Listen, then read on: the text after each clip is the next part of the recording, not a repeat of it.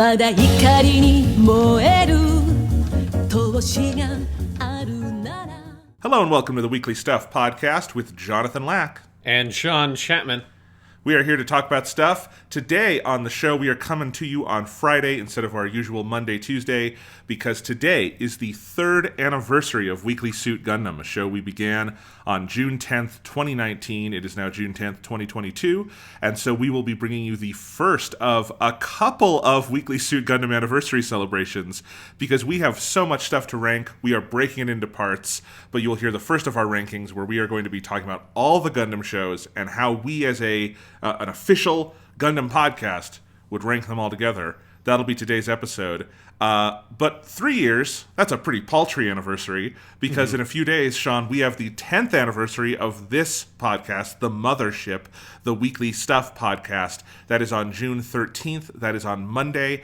That will be our podcast spectacular, which we've teased and which you can see information about on my Twitter feed and whatnot. It is a 10-hour, it's actually closer to 11 hours, but a 10-hour podcast, spectacular, all new material, giant podcast special. That will be coming out Monday at 10 a.m., June 13th. It is the biggest and best episode we've ever done, and we're very excited for you to see it.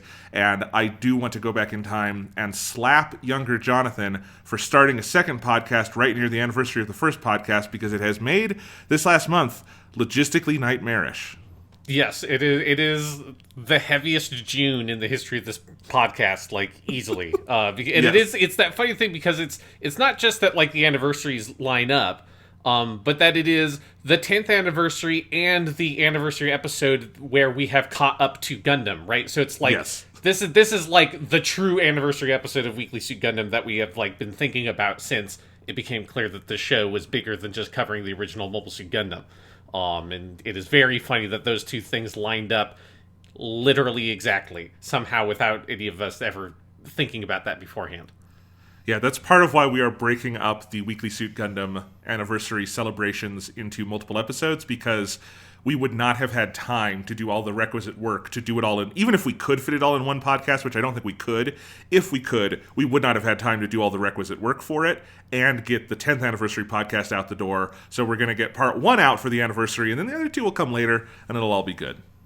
Yes, but I'm very excited that the 10th anniversary podcast is coming out, because we've been working on that for a while now, and it will be a relief not to have to think whenever we're recording a podcast. There's a little voice that's in the back of my head for like 3 months at this point of like, don't make a reference to something you've said on the 10th anniversary podcast, because that hasn't come out yet. We've recorded like 10 hours of that, and like there have been numerous times over the past several months where I have almost started to make a joke and then realized I can't make that joke because we haven't actually released that podcast yet.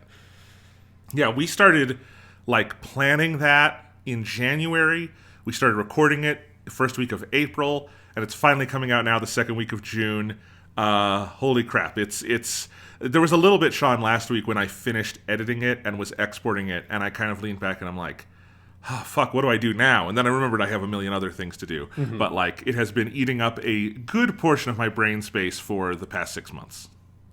Yes, yeah, because it's been eating up my brain space, and I don't even have to edit it or anything, so I can only imagine for you all the shit that was involved in that. It was fun. I'm glad. I'm happy it turned out. I'm really excited for people to hear it. That'll be Monday.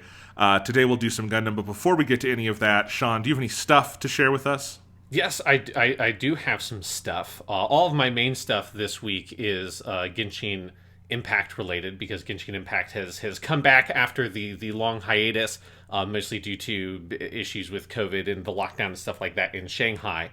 And so the 2.7 update is live. Before I want to talk about the 2.7 update, which is very good, there's another thing Genshin Impact related I want to talk about, because a couple of weeks ago now, there was a huge thunderstorm in Texas. This is where I'm going to start my story. There's a huge thunderstorm in Texas. Where is this going?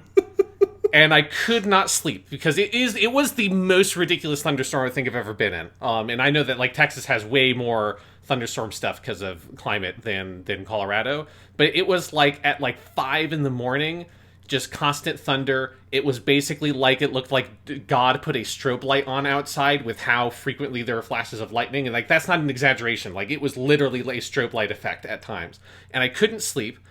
And so I checked Twitter because I'm like, well, I can't sleep. I need to like do something and wait for this to pass, and then maybe I can get a couple more hours of sleep. And I checked Twitter, and then I saw a Genshin Impact streamer I follow in Japan. Because obviously when it's like an ungodly time in the morning over here, it's a normal time of the day over in Japan. And they had just tweeted, and this was about an hour after this item became available, that the second set of Genshin Impact warehouse cookies and the associated collectible cards had been released in Japan. And I saw that, and I was like, well, fuck it. And I went on to Amazon Japan to order them. I put in a box in my cart and went to order it and do all the stuff to like ship it through. I use a thing called Tenso.com that allows you to ship things from Japan that won't ship direct. And I went to do that, and I tried to order it, and then it took me to a weird page that looked like it wasn't fully loaded, like there was a weird server thing, and said, there's no stock for these items. I'm like, that's not true. It said there was stock, and I realized, like, oh my god, they must be getting hammered so hard because this item is so popular that as soon as it went live, everyone is buying it immediately. So I went to go to try to buy it again, but because it was so, like, there's a part of my head that was like, well, if it's running out of stock, I might as well buy 2 of them. So I put 2 boxes in the cart. And then that order went through. And shortly after we finished recording our last podcast, the 2 boxes came in. And so I have spent the past week eating 40 wafer cookie snacks and getting the associated cards. And so, Jonathan, I'm now the proud owner of a second set of Genshin Impact warehouse collectible cards. For people who don't remember the last time I talked about this, which was a while ago when the first set came out, the Warehouse is a brand of like sort of kind of cookie snacks in Japan that are wafer, like weird kind of wafer sandwiches with a very thin amount of kind of like a cream in it. They're good. I've talked about them before when I was in Japan, and I had my Gundam snacks and all of that kind of stuff. So yes. Yeah. And a big thing about the Warehouse wafers is that they come with collectible goodies for a whole variety of franchises. So Genshin Impact being a hot franchise means that, of course, they're going to have a partnership with Genshin. And the collectible item are these very nice cards that are made of like plastic material that have holographic foil on the front. And they're of the character art, like the official character art for all the characters, and then also a bunch of the kind of wallpapers for the different version updates. And so this pack covers every character released from the Rosaria and Eula update up through the Yunjin and Shinha update. So it's like very close to being current. It's like right before Yaimiko was added is what it all added. And so that includes my 2 favorite characters in the game, which are Eula and Raiden Shogun. And I'm very happy to say, Jonathan, I actually have 2 Eula and Raiden Shogun cards. And so I have... for each of them. So I have one that is unwrapped from the wrapper, and I also have a Raiden Shogun and Eula card that I'm going to keep in the wrapper for safekeeping. And yeah, I now have a ridiculous number of Genshin Impact cards, and I love them to death. I could not imagine you doing this for anything 2 or 3 years ago. This is so fucking funny. Genshin Impact, I've never seen you in love with anything like you are in love with Genshin Impact. It's really fucking good. You know, it's a good game. It is. I love it, good too. Characters. Yeah. And the funniest part about this is that I didn't even actually get, even though there's only, I think, 27 cards in the set, I don't actually have all of them. But I have all the ones I wanted. I think there's 2 that I didn't get, which I thought was ridiculous. I thought for sure, well, I've got 40 of these things. Surely that means that's enough of a spread that I would get all of the cards.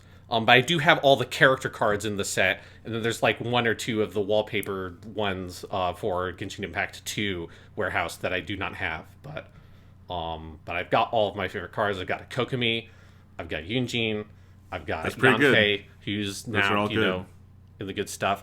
And that does also mean, Jonathan, that I have a big stack of extras that I think I need to find a way. I don't know if I should just like put them in a fucking letter because they're not that big. I think I might as well give them to you because I don't know anyone else who plays Genshin Impact.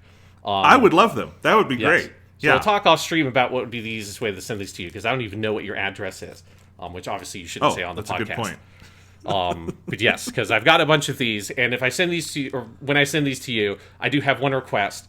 This is something that when you listen to the 10-year anniversary podcast will make sense for people. I know that Thomas really likes Yanfei.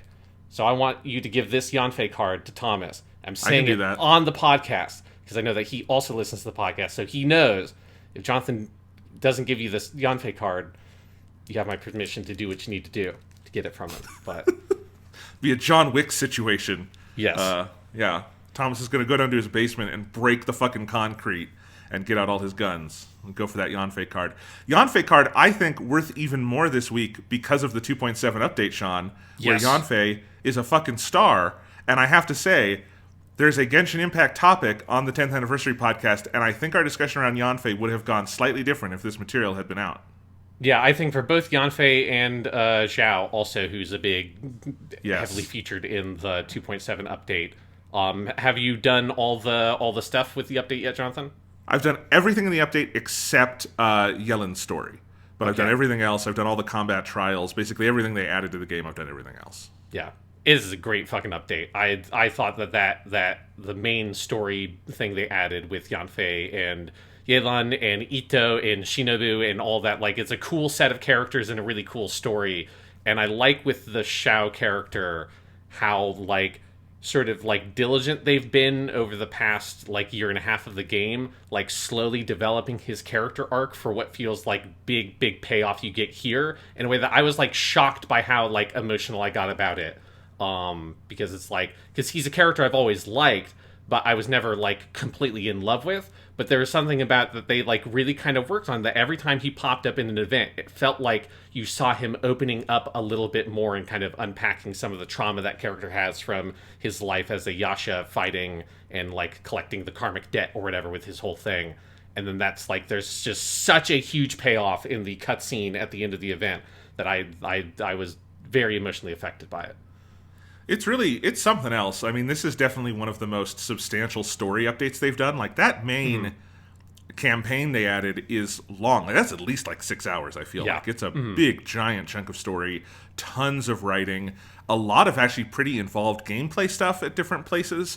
And yeah, the main set of characters is a really fun assemblage of characters, and I really loved the overall cast. And I like that it was a mix of sort of a returning favorite like Ito that we know pretty well, some returning characters who we've always wanted a little more with, like Zhao, and I think Yanfei fits the bill for that to a degree, and then some new ones, obviously, like Yelin and Shinobu. Shinobu, by far the most, like, characterized 4-star they've added to the game in forever, I feel like. Yeah, and her relationship with Ito, I adore. Like, I feel like it really fleshes out that little corner of, like, it makes everything about the Ito gang, I think, like, fully snaps into place when you imagine, like, Shinobu there. Like, the whole dynamics of that group of characters, I think, really, like, which I already really liked, but it feels like they clearly had the idea to have Shinobu fill this kind of role, and she just wasn't implemented yet as a character to have her be involved in that stuff when we did the Ito story.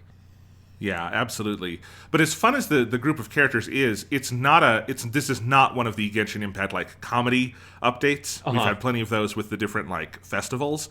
This is even more so than the last Chasm update. This is pretty, like, heavy, dark. There's a whole, like, kind of psychodrama element to this one because it is such an unusual story they tell with everyone trapped underground in, like, this liminal space.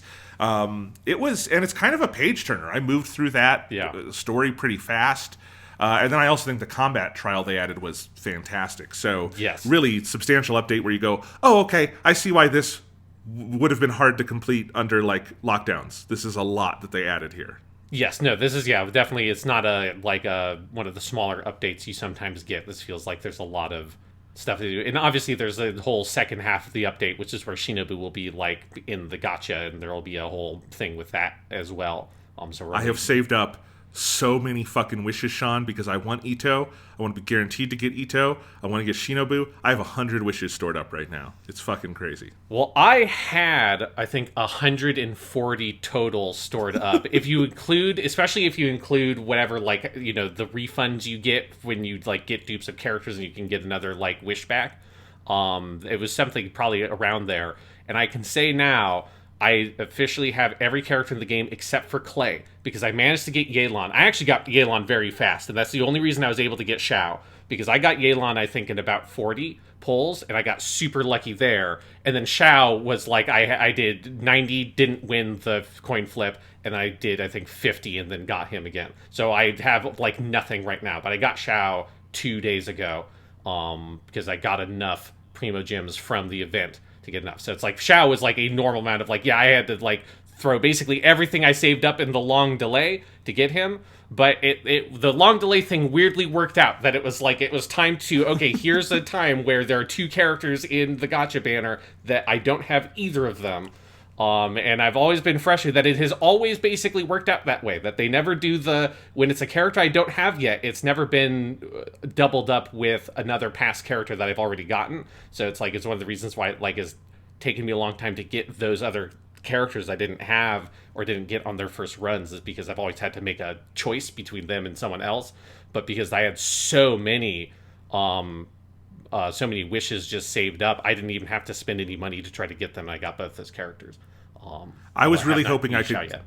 Yeah, I was really hoping I could get Yelan because she is awesome. Her test, and then when you play as her in the story, and the combat event was pretty generous in giving you different characters to play with, which I really loved because I used her a bunch in that. I really like Yelan a lot. I did do 1 10 pull for her, and I got a 5-star, but I got Jean from Mondstadt, and so I did not get Yelan. So Pity has reset. I'm guaranteed to get Ito if I save up for that. So I think I'm going to wait because Ito is the one that of the 5 stars in front of me, that's the one I want the most. But it is a little tough not to roll for Yelan. I don't quite have enough to gamble everything on it. But she is a cool character. I mean, they'll rerun her and it'll be fine. But she's an awesome character. Yeah. I have Yelan mostly built out at this point, and I used her a lot in I used my own version of her in the combat event a fair amount, and she is a hugely fun character. I think she might have my favorite elemental skill in the whole game. I think her super fast ghost sprint move that you tie up all the characters, and it does a crazy amount of damage, even if you don't have her souped up and you don't have a 5-star weapon and you don't have perfect min-maxed artifacts. That elemental skill still does I think 14,000 damage for me on crit, and I don't have an amazingly built out Yelan, and that's a lot of damage for something like that, and that's not even with an elemental reaction. So her skill is most important, her skill is just super fucking fun. But it's also really good. And then I have also stumbled on, I'm sure other people have been doing this as well. But team makeup I've really loved since I've started playing with Yelan is using her and Jingchu in a team together, because a lot of people talked to the chatter and the Genshin community was all before Yelan was in, it's oh, she's just a 5-star Jingchu, whatever. She's the blah, blah, blah, blah, blah. And it was always, the way that people who get weird about the min-maxing stuff in Genshin always underestimate how good a character is going to be before they're implemented.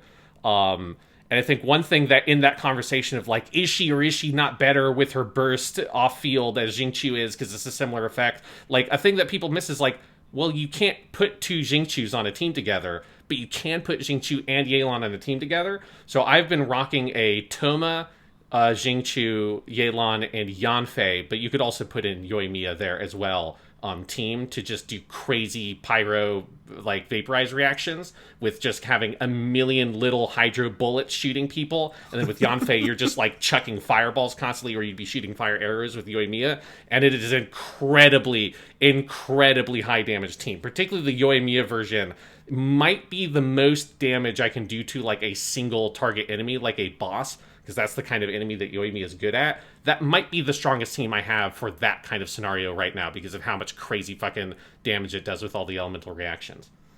That sounds very fun, and that's, Jingchu, he was a main on my team for a long time, so I would obviously like Yelan. The main reason I'm waiting for Ito is just because, one, I've fallen in love with that character. I used him all through that combat challenge because they give him to you, and I still just love how he plays. I don't have a character quite like that. I do have a lot of really good water characters at this point, but yes, Yelan, at some point, especially if they rerun her at some point, I will definitely go for her. And I don't know, if I fall into a bunch of money in the next 16 days, maybe I will roll for Yelan.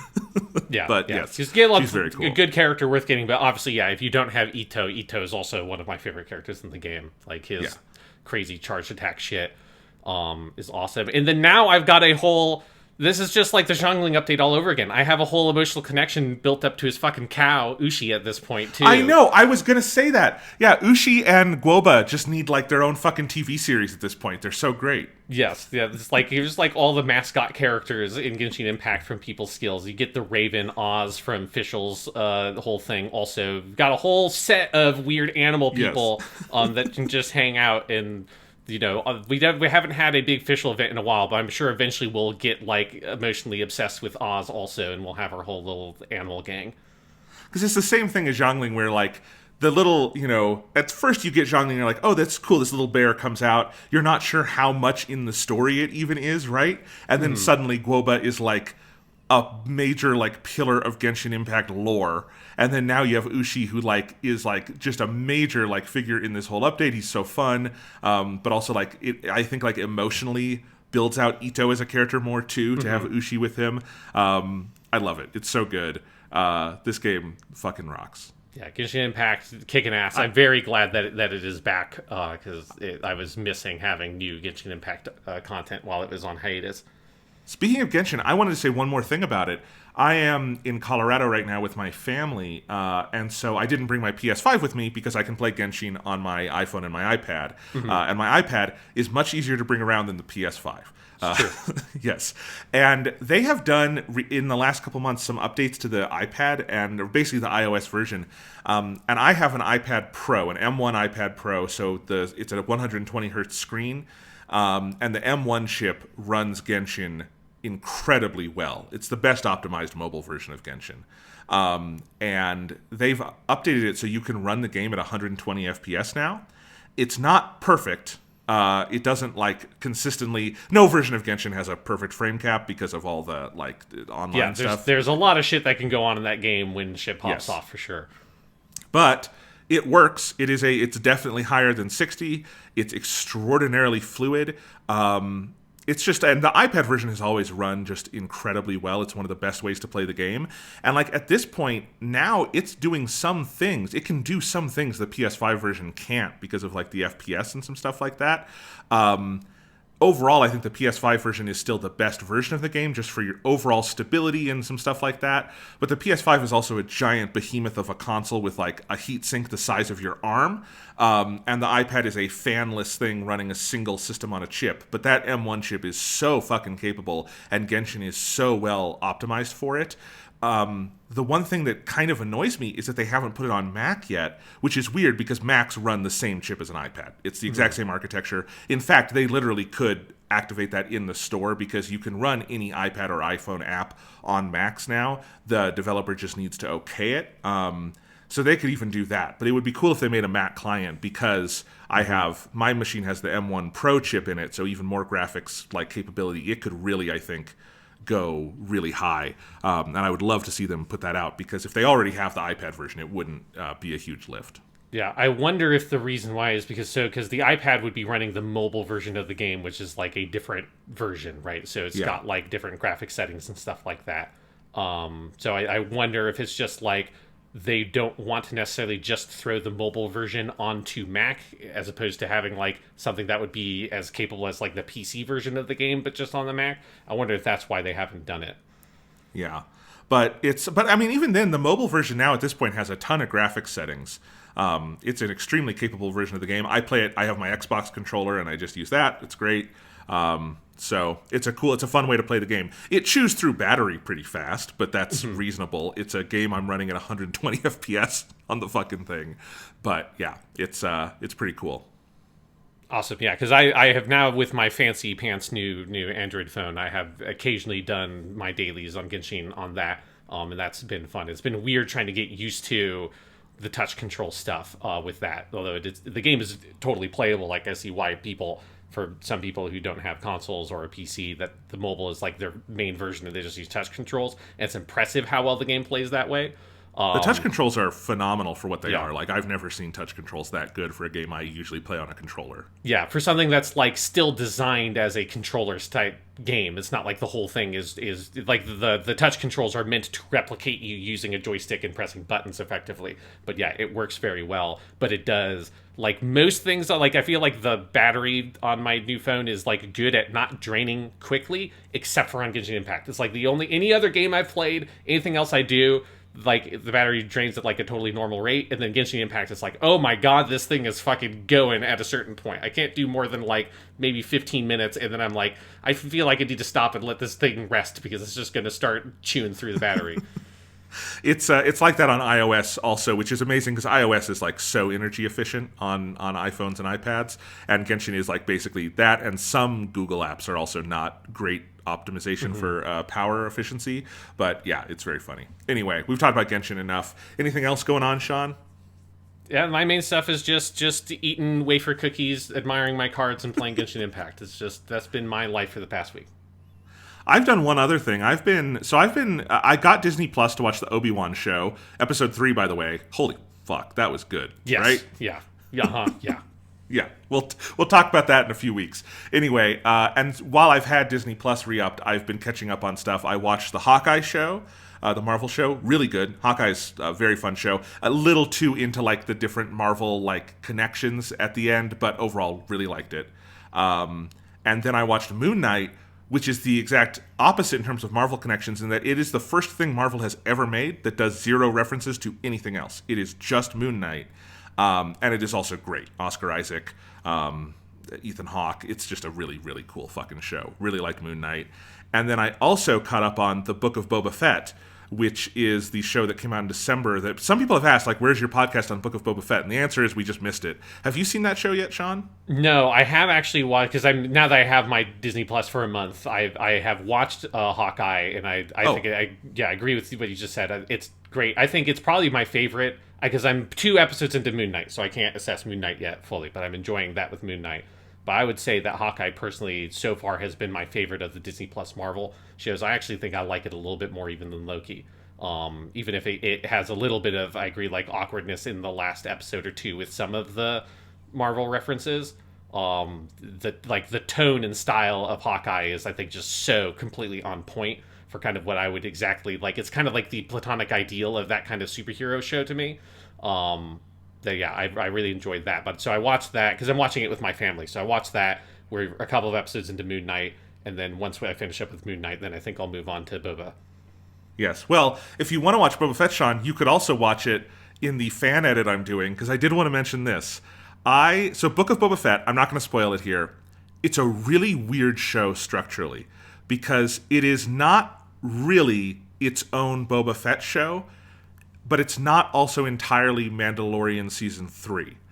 It's both. But it's both in weird ways. So it's the main plot is about Boba Fett becoming the daimyo on Tatooine and trying to run his criminal empire. But then there is, like, the Mandalorian shows up. There's very, very important stuff that happens. Like, you would not be able to watch the next season of The Mandalorian whenever that comes out without seeing Book of Boba Fett. Huge stuff happens. And I just found the show, like, there's a bunch of stuff in it. Because this show had very chilly reception. Like, people didn't really like Book of Boba Fett when it aired. I liked a lot of its pieces. I didn't really like how it was organized. And the last couple days was procrastinating from doing actual work on, like, college stuff. So I decided, hey, fuck it. I enjoy editing stuff. So I decided to do my first ever Star Wars fan edit. And I took the 7 episodes of the Book of Boba Fett and re-edited them into 9 episodes of The Mandalorian, like putting in the Mandalorian titles and stuff like that, and splitting it up. The Book of Boba Fett also has a problem with episodes that are way too fucking long, so I have episodes that are much shorter, and like redoing some of the flashback material and some of that stuff, and I really like how it turned out. It was very fun to make. The basic, like, premise of it being sort of taking some of the Mando stuff and distributing it more evenly throughout the season. So it's sort of like there's a plot, not A plot, B plot, but maybe like a Mando plot and a Boba Fett plot, and they're kind of going on parallel, and rebalancing some of the flashback stuff as well. And I like how it turned out. I always have fun doing this kind of editing. If you've never, like, just taken a movie or a TV show you're interested in and put it on an editing timeline and just played around with it, it's an incredibly fun and, like, informational thing to do. You learn a lot, I think, about movie making and editing from doing that. So anyway, I did finish it up last night, got everything rendered out. I had a little panic. For whatever reason, the very end of the credits, where after like all the, because Boba Fett does the same thing as Mandalorian, where it has the fun art on the credits at the end. But then the part where it's just the normal black credits running, or the credits running on a black screen, for whatever reason, the files I had corrupt frames that kept stopping the renders, and I had to go in to a frame-by-frame count on Final Cut and find which were the dead frames and remove those. That was not fun. But anyway, because even 2 minutes of credits has a lot of frames. So anyway, had to find all the dead frames, got them all rendered out. I did all the rendering in 4K, so they look pretty good. If you're a podcast listener who would like to see that cut of Boba Fett, DM me on Twitter. I can probably hook you up. As long as you promise not to, give it to anyone else. You just tell people if you found it, you got it off the back of a truck. That's where you found it. And maybe show me you have Disney Plus, because then it's not as bad. So there you go. You're going to be getting a DM from not Mickey Mouse, and it's going to be a picture of Mickey Mouse with like a fake mustache and glasses on, and you're going to get fucking busted.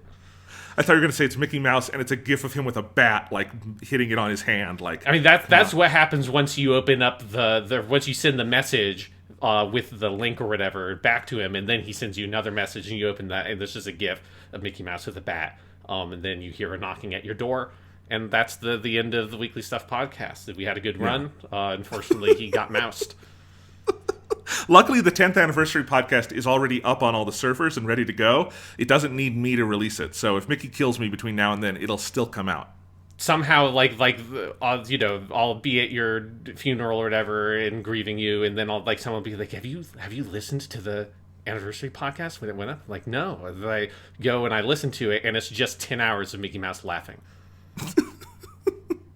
It's interesting. There's a lot of Star Wars fan edits that are all about like trying to improve it and like oh, I didn't like this writing, so I'm going to change the lines and stuff like that. I will just say up front, that was not the goal of my fan edit. It was more of a restructuring. There's only one thing you could call a scene that I cut in the entire thing, and it's a scene that was redundant when I edited 2 scenes together, basically. Other than that, everything is in there. It's just in a different order, and it's more like if this was just presented as Mandalorian Season 3. I had a lot of fun with it. If you haven't seen the show yet, and I know that, I just know, because I've heard from people, that there were a lot of people who just didn't watch this show because it wasn't presented as Mandalorian Season 3, which is kind of what it is. That's kind of the target audience for this, I would say.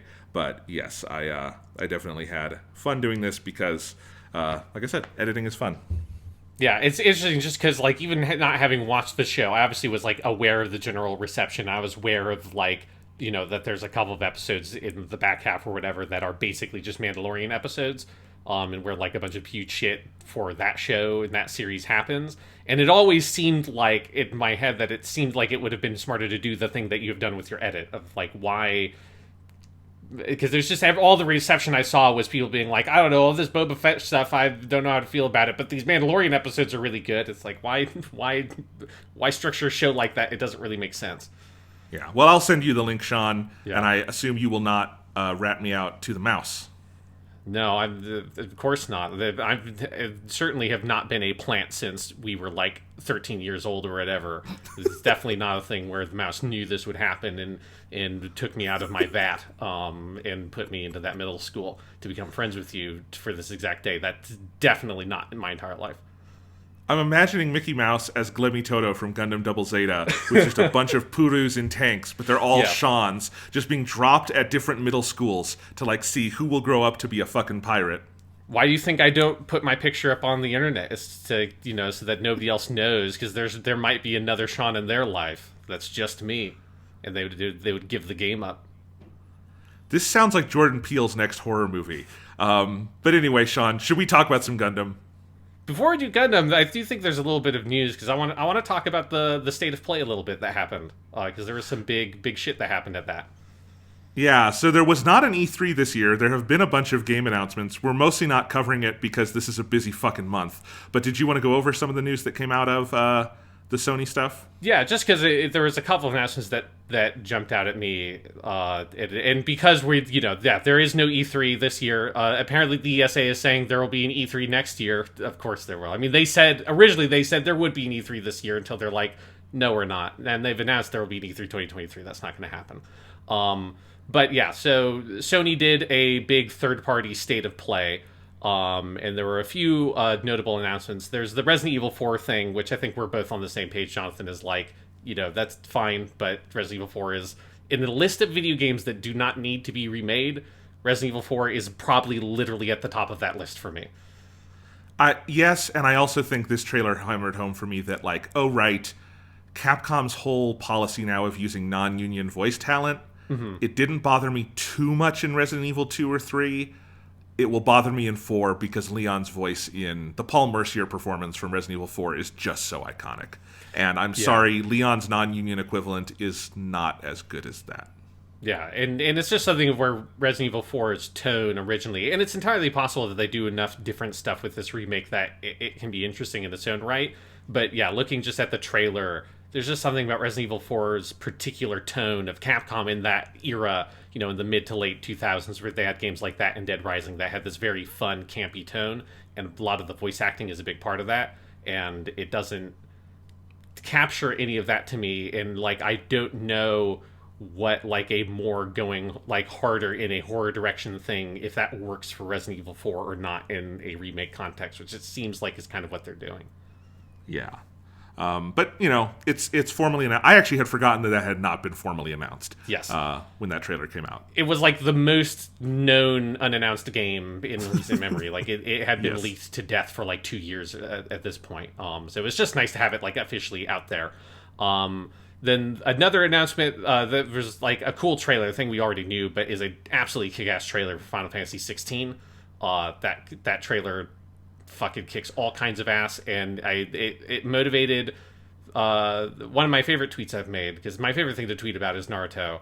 And watching that Final Fantasy 16 trailer was just the full realization that it absolutely is just Naruto. Like, all the tailed beast stuff in Naruto is completely the thing they're doing with the summons in Final Fantasy 16, where there's, like, people that, unleash the summons, and it seems like they're basically, like, walking nuclear bombs, which is just the entire concept of, like, the larger world building of Naruto, and I'm 100% here for it. I think I finally need to watch Naruto for when Final Fantasy 16 comes out, so I can know what you're talking about. We'll have to start Weekly Suit Naruto. We'll be here forever. If Naruto's still ongoing, man. Boruto's just going. I haven't even seen all Naruto technically. But the big announcement that I really wanted to talk about, because I was shocked by how excited I was from this trailer, is Street Fighter 6, which has, like, the most fucking kick-ass trailer I've seen in a long time for a game, and just gave me all this, like, this kick of nostalgia I don't even think I realized I had for, like, the late 90s, early 2000s era of Capcom fighters, which would include stuff like Marvel vs. Capcom 2, which is the biggest one for me, but also some of, like, the like latter Darkstalkers games, Street Fighter 3, Third Strike, that kind of era. And I feel like Street Fighter has been, in like Capcom's fighting game thing has been kind of lost in a very kind of boring mush stylistically for years. Like, I've never really loved the, like, aesthetic and style of Street Fighter 4 or 5, and so I never really kind of got into those games. But it looks like they've finally, like, decided to get, like, an attitude and some of that kind of, like, hip-hop kind of energy, which is very much a part of that late 90s Capcom fighter kind of aesthetic, and bringing that back into Street Fighter is so exciting to me. It's really exciting. It's cool. In general, I feel like we're maybe starting to get a moment of games rediscovering that sort of 90s punk nostalgia, because we had the Tony Hawk remake that was great, and then for some reason the studio got shuttered. At some point someone's going to do something with Jet Set Radio. But yes, Street Fighter 6. I've never played Street Fighter that much. I still thought that trailer looked absolutely incredible. The just overall presentation of the game, and that it feels like it is both. It feels like it's doing a couple of things. It's going to be catering to hardcore fighting game players, because they always do. It's clearly catering to, I think, people like you, Sean, who, like, have this nostalgia for it, but are maybe lapsed in playing the games. And it also looked like extremely newcomer friendly because of the way it's pitched, with this sort of, like, little open world hub to go play around in. Yeah, and there's a sort of, like, newcomer control option, which kind of simplifies some of the controls in a way that seems interesting, but that will also not dumb down the like high-end game for people who are like way into Street Fighter. That will collapse the like, because so Street Fighter is a 6-button game, so it's like light, medium, heavy punch, light, medium, heavy kick, and they're introducing a control option that collapses that into just 3 buttons, light, medium, heavy. I assume probably it will just like each character will be tailored to in what context which one of those lights, mediums, and heavies you use for the specific character on that control option. And then the 4th button on the controller will be a special button. So if you're someone who has just like a lot of difficulty doing the like quarter circle forward punch and all that kind of stuff for Hadouken, or like a Shoryuken dragon punch movement on the controls, like basically it turns it into Smash Brothers style controls, where it's just like press the button to do a Hadouken, press the button in forward to do Shoryuken, press the button in down to do something else. And so all the specials on that control option are that take the like sort of movement controls and some of that more arcane stuff out of the kind of classic fighting controls. And that seems really cool. I don't think I necessarily, after all the Dragon Ball Fighters I've done, I probably don't need to use that control option, but it's a thing that just like indicates that they're thinking about this game as a thing that is friendly not just to hardcore fans, but to people who like want to get into Street Fighter but have never really had the opportunity, because it's, you know, particularly Street Fighter 5 was just such a mess. That they're clearly designing the game to be open to all different kinds of players, and then also investing a lot into the single player options, which is obvious from that trailer, which is something that I think has been missing from a lot of Japanese fighting games for a long time, and especially from Street Fighter.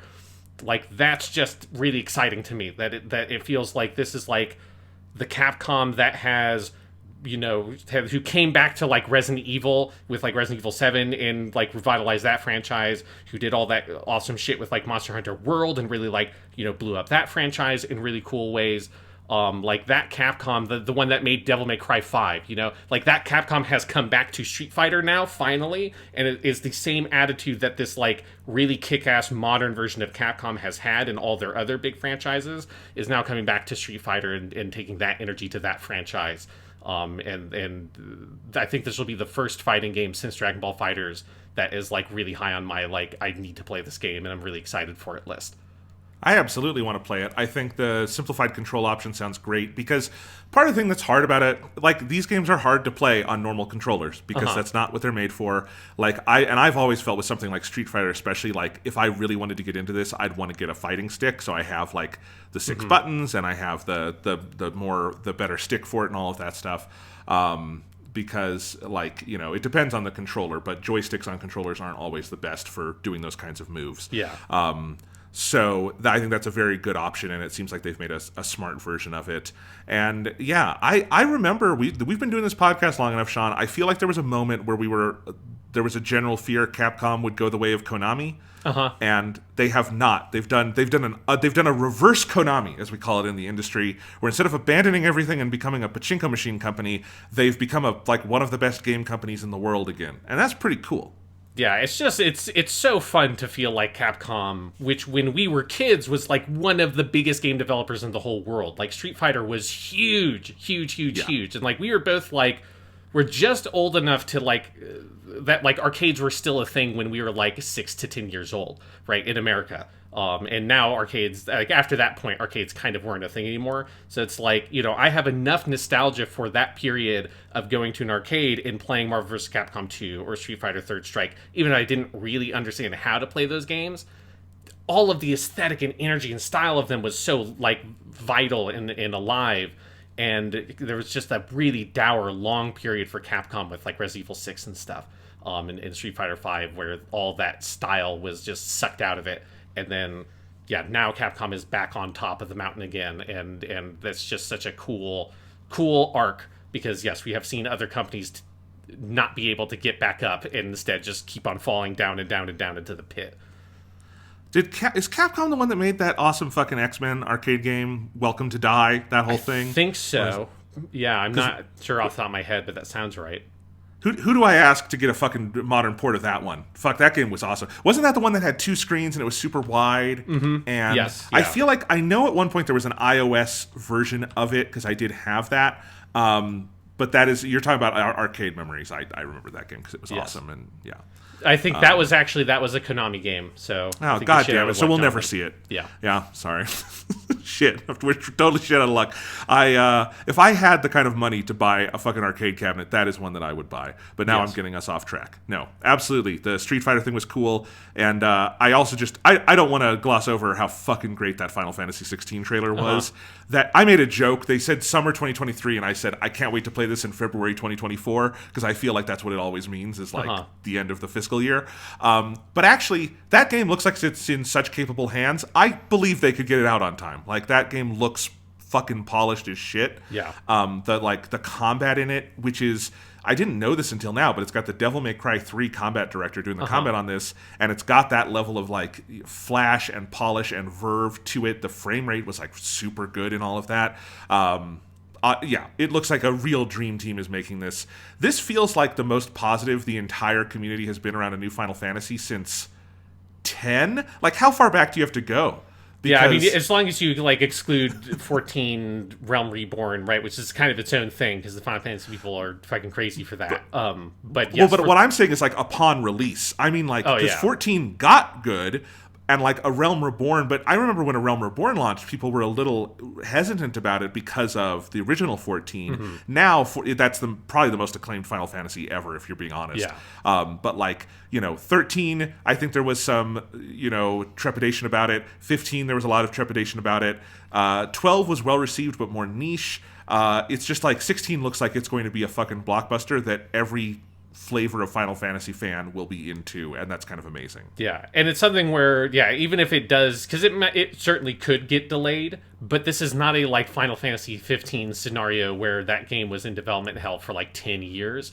This is clear that like this feels like a really sharp, strong production. Like it's just like it feels so confident, especially because like the trailer we saw for the game now is like.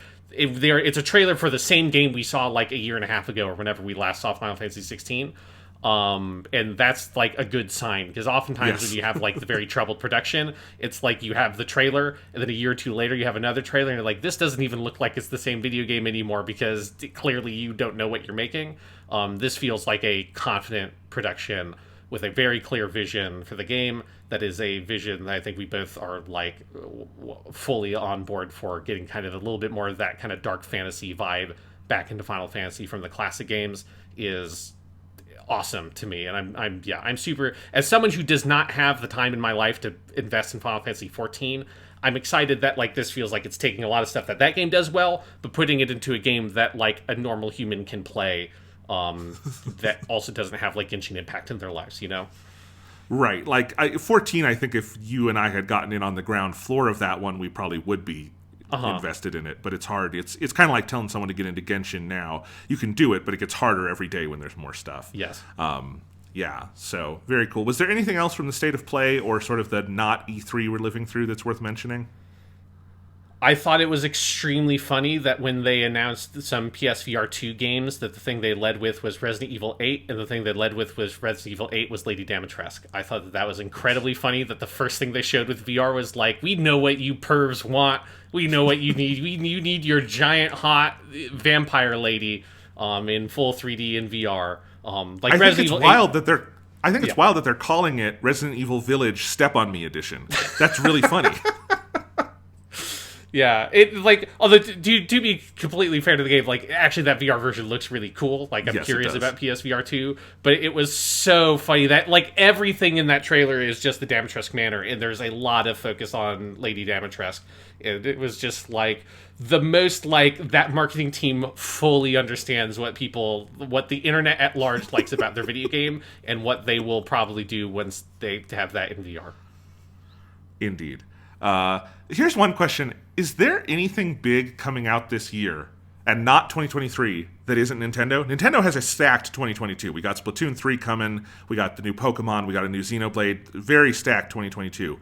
But PlayStation and Xbox mostly have shifted everything to 2023. Is there anything coming from either of them this year? So Xbox has totally shifted, because they've all announced their delays with like Starfield and stuff. With Sony, I think we're waiting to know whether or not God of War Ragnarok is coming out this year. Okay. Because this was that will totally be a February 2024 game. Yeah.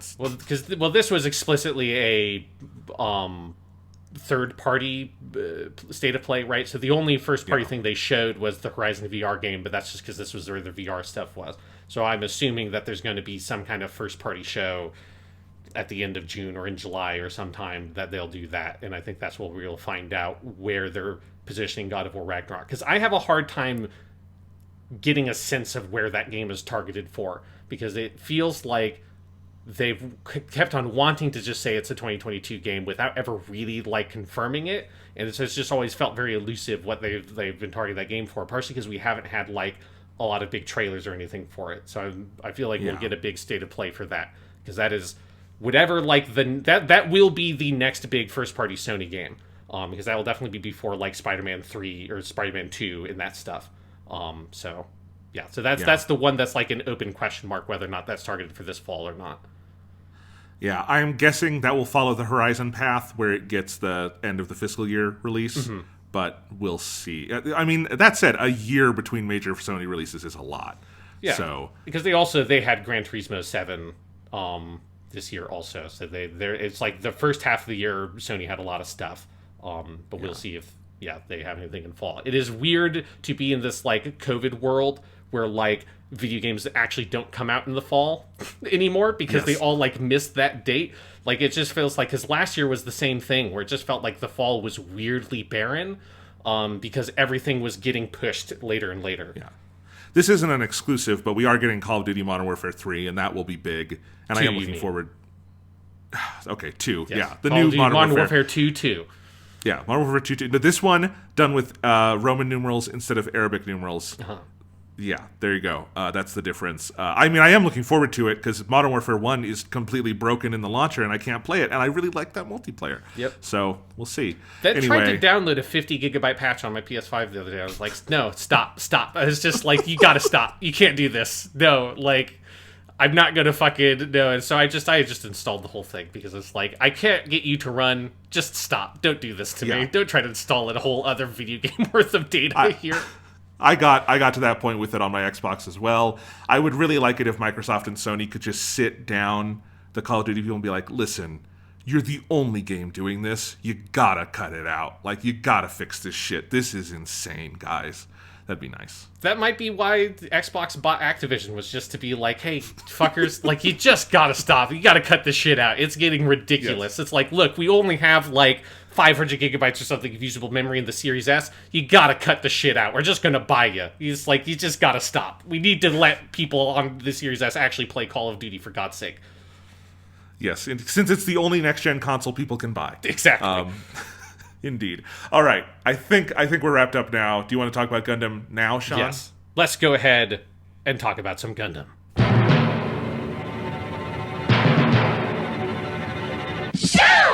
Hello and welcome to Weekly Suit Gundam, the special bonus podcast brought to you by the folks at the Weekly Stuff Podcast. I am Sean Chapman. And I'm Jonathan Lack. And we are here once again to dive into the wacky, the wild, the wonderful world of Mobile Suit Gundam. This time on the show is a very, very special episode because it is the 3rd year anniversary. Jonathan Lack, we have been talking about Gundam for 3 fucking years. 3 years. It's June 10th, 2022. We started this June 10th, 2019. We started it with 2 episodes of Mobile Suit Gundam. Just the first 2 episodes, 45 minutes basically of Gundam.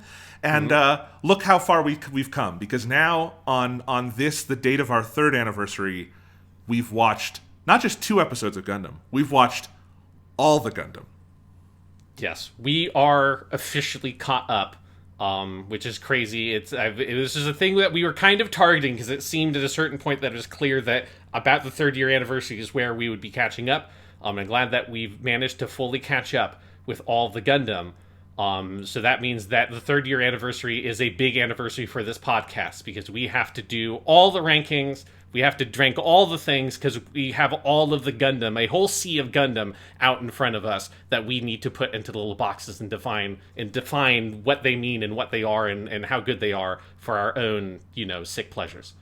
So Sean, before we dive into the rankings, I did this for year 1 podcast, but I forgot to do it for year 2. But now that we're all caught up, I decided to do it for year 3.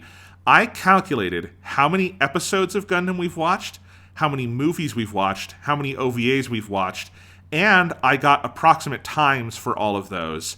It's not exact. I veered on the side of being a little conservative, not to inflate the math too much, but I added all of that up. So, Sean, across all of the shows we've seen, all of the movies, all of the OVAs, we have watched 800 episodes of Gundam. That is the number. And that includes OVA, TV-length OVA episodes, like Stardust Memory, I put in there. For feature-length OVAs, like an hour or more, we've watched 22 of those. That also includes, like, the Thunderbolt films I put in there. And then for movies, we've watched and reviewed 12 movies across the different things we've done. And that all adds up to a total runtime of 22,057.5 minutes, which is 367.6 hours, which is 15.3 days of Gundam. And we've been doing this for 3 years. I've been watching Gundam for 3 years. And 3 years is 1,095 days. We had one leap day in there, so 1,096 days.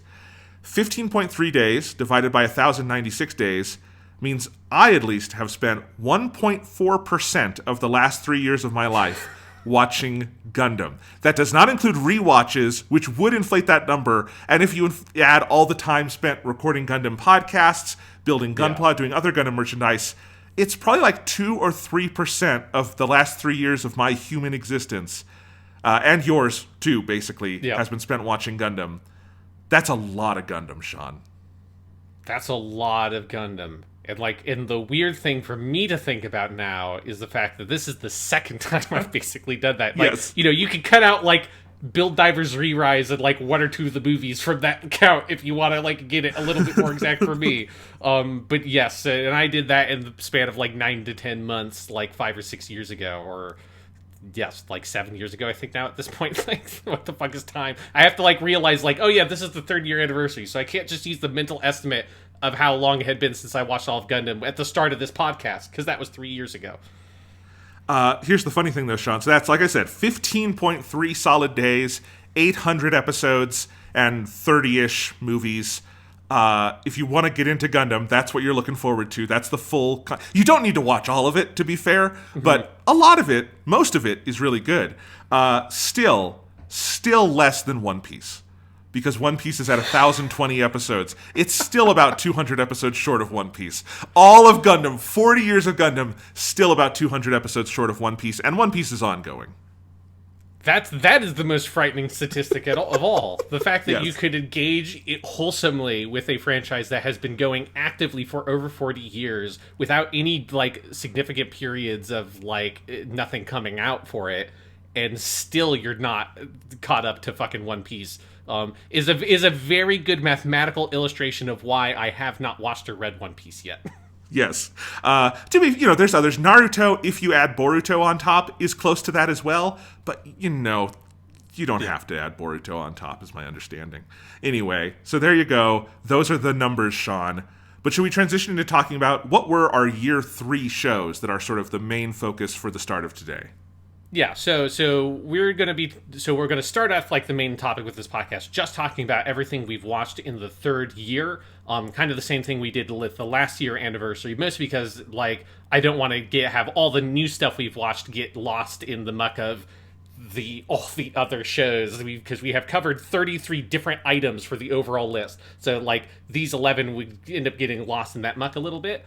So I wanted to make sure that we had, like, a good stage to really talk about all the stuff we've watched in the past year and give a spotlight for all of those. So we have each made a list individually ranking all the things we've watched, all 11 items from this year on the show, and that includes the Netflix film Gundam Hathaway's Flash, Mobile Suit Gundam Age, Gundam Build Fighters, Gundam Build Fighters Try, Reconquista NG, Mobile Suit Gundam Iron-Blooded Orphans, the Gundam The Origin OVAs. We're not putting in the manga here because trying to rank a manga amongst all the anime stuff would just be madness, so we're just doing the OVAs.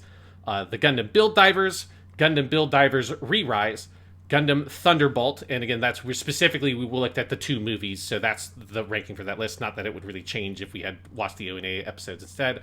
And then the last thing and the smallest thing is Gundam Twilight Axis. Yes. We did also cover the Gundam Build Fighters OVA package on the show this year, but just assume that kind of goes in with the Build Fighters rankings. It's kind of hard to rate those on their own. Yes, because we specifically didn't put like Gunpla Builders Beginning G in here because it's kind of more of a commercial in many ways, which makes it kind of hard to rank. But yes, I just kind of like mentally in my head through GM's Counterattack with Gundam Build Fighters and Tri-Island Wars with Tri, but it's not like it really makes a difference in how I'd rank it anyways. Yeah. All right, so we've got 11 of these. Let's do our top 11 year 3 shows. Sean, do you want to kick us off and tell us your number 11? I have a feeling we both have the same number 11. Yeah. My number 11, and hopefully your number 11 too, Jonathan, is Gundam Build Divers. That's my number 11 also, Gundam Build Divers. Worst thing we watched this year. We'll find out later today. Was it the worst thing we've watched overall? We'll answer that question later, but at least for year 3, that fucking sucked. Yeah, Gundam Build Divers is really bad. Like, it's really, really bad. It's kind of hard to even, like, just summarize simply offhand how bad Gundam Build Divers is, other than, you know, thinking about the absurdity of the, like, supposed moral quandary in the Twilight section of that show, over whether or not we want to play our online MMO game, or we want to murder a girl. Like, do we want to be able to keep playing Call of Duty online at the price of a young girl's life? Or do we say, let's just give Call of Duty a break and let this girl actually live a whole, fulsome life? Like, that's a question that this show asked, and we all got stupider for it being asked. You know what's funny, Sean, is my brother Thomas, who is sometimes on the Weekly Stuff podcast, he's never been on Weekly Suit Gundam. He's actually watched a fair amount of the original Universal Century Gundam now, and listened to some of those early podcasts, but obviously he doesn't usually listen to Weekly Suit Gundam because it's about stuff he hasn't seen. But he heard me, or I was talking to him about how stupid Build Divers is, and I said, you should listen to that podcast because it's funny, and you don't ever want to watch that show, so just listen to us talk about it. And he did, and he is now constantly making jokes to me about the Gundam where they try to kill the little girl. And I think he has a sense in his head that it's some kind of like horror show, which would make more sense with the plot, but no, it's just a very milquetoast kind of slice of life isekai thing that just gets aggressively dumb down the home stretch. Yeah, it is that thing where it's like, it's so hard to describe because it feels like the show has just completely lost its mind at that point, right? Like, I've just never seen a show go more bonkers than Gundam Build Divers with its tone and its whole narrative, and like just completely losing track of itself and sense of like what it is or what it's even trying to do. And that's and that, like, I think to emphasize, because this is stuff we talked about with the podcast of that show, like, that is the thing that really kicks it so far down, like, without any question. Like, that's the thing that makes it the easiest, like, at the bottom of the year 3 rankings, is that it's not just that it's hugely boring and dull for the majority of its runtime, because it is. It's that at the end, it just decides to get, like, morally, annoyingly, offensively bad in that way, which is the thing that, like, it becomes actively bad in that home stretch rather than it just being kind of like a nothing show, which is what it is for most of its run. Here's a question. Build Divers Re-Rise is going to be higher on both of our lists, obviously. Yes. Can't be lower. But we both like that show a lot. Does that show taking the fucking lemons of Build Divers and making lemonade out of it make you any more, does it lessen your anger at Build Divers at all, or does it make you go, Re-Rise is so good it makes me think about how bad Build Divers is more? I think it did actually take the edge off a little bit when I was looking at the whole thing. I think there was something about, like, Re-Rise having, like, done the core premise and idea justice meant that, like, the opportunity cost of Gundam Build Divers is less, if that makes sense. That it's not like, oh god, we spent the what should be a fun, like, idea of the Isekai Gundam video game show, and we just fucking completely wasted it. If Gundam Build Divers was the only thing that did it, I think I would still have, like, a really sharp annoyance with it. I think Re-Rise taking the edge off actually makes me look back at it more quaintly, of like, oh, you stupid, dumb, little, awful show. Yes. Like, man, you were terrible. But Re-Rise, like, let me sort of put it in the rearview mirror. It's like in the past now. We've all moved on. That doesn't make it not awful, but it means that I don't have to be upset about how awful it is. I think that's very true. That is definitely how I feel. It doesn't change my opinion of Build Divers, but it does take the edge off my general sense that it wasted my time, because that time wasting did lead to a show I love. So there you go. Very good. That's anything number 11. Else to add? No, Build Divers sucks. It's got a great theme song. That's about it. What's your number 10? My number 10 is Mobile Suit Gundam Twilight Axis. That is my number 10 also. Yes, this is like a show that I think we almost could have just like gotten away with not even really considering it for the rankings because of how small it is. Because it's not like Twilight Axis is like actively terrible. It's just that the scope of it is so small and kind of ephemeral that it's just like it doesn't have any weight to it to compare it to anything else on this list, which just like means it automatically ends up very, very low in the rankings. Even if I don't like think it's terrible or anything, I just can't find much about it that I think is like that remarkable. Yeah, I would agree mostly with that. I liked it more than you did, but I still liked it on the level of it's a kind of stylistically interesting, narratively messy 26-minute short, and I don't know how it could go above anything else on this list. And I feel like that's kind of a best case scenario for how you would view this show. Yeah. I mean, the fact that Twilight Axis being this weird little 20-minute short that is an adaptation of a like 600-page long series of 3 novels is the fact that it's not number 11 is like says a lot to the quality of Twilight Axis, honestly, because in any other list it would like automatically be at the bottom just for the sheer virtue of the limit of its very like existence and its fact and what it is as a project. So the fact that it beats out Gundam Build Divers, which is a full 2-core like full budget proper TV anime, I think that it is like a lot in Twilight Axis's credit that it didn't fuck anything up. It's just like its whole conception is very small. I'll say one really nice thing about it, it's got a fucking great soundtrack. That score is really good, and I would recommend people listen to it more than I would recommend you watch it, but there you go. Yeah. It made me really want to read the novels, which is like the whole point of its existence. So it fully felt like completed its objective. So no shame to have Twilight Axis be this low. All right. Same number 11, same number 10. What about number 9? We'll see. I feel like this might be a divergence point, but we'll see. My number 9 is Gundam Build Fighters Try. I thought that's where you would have it. That's not my number 9. Okay, I assumed it would be higher on your list. You know, I think my feelings on Gundam Build Fighters Try are very clear. Like, I think it's just a very kind of boring show. I think it's a show that, to me, kind of doesn't have a very clear vision of what it really wants to be, what kind of story it wants to tell, or what it wants its characters to be outside of being kind of walking anime cliches. And particularly in the sort of the time when it came out in the mid 2010s, around like 2014, 2015, like the show is just such a like a dime a dozen kind of thing.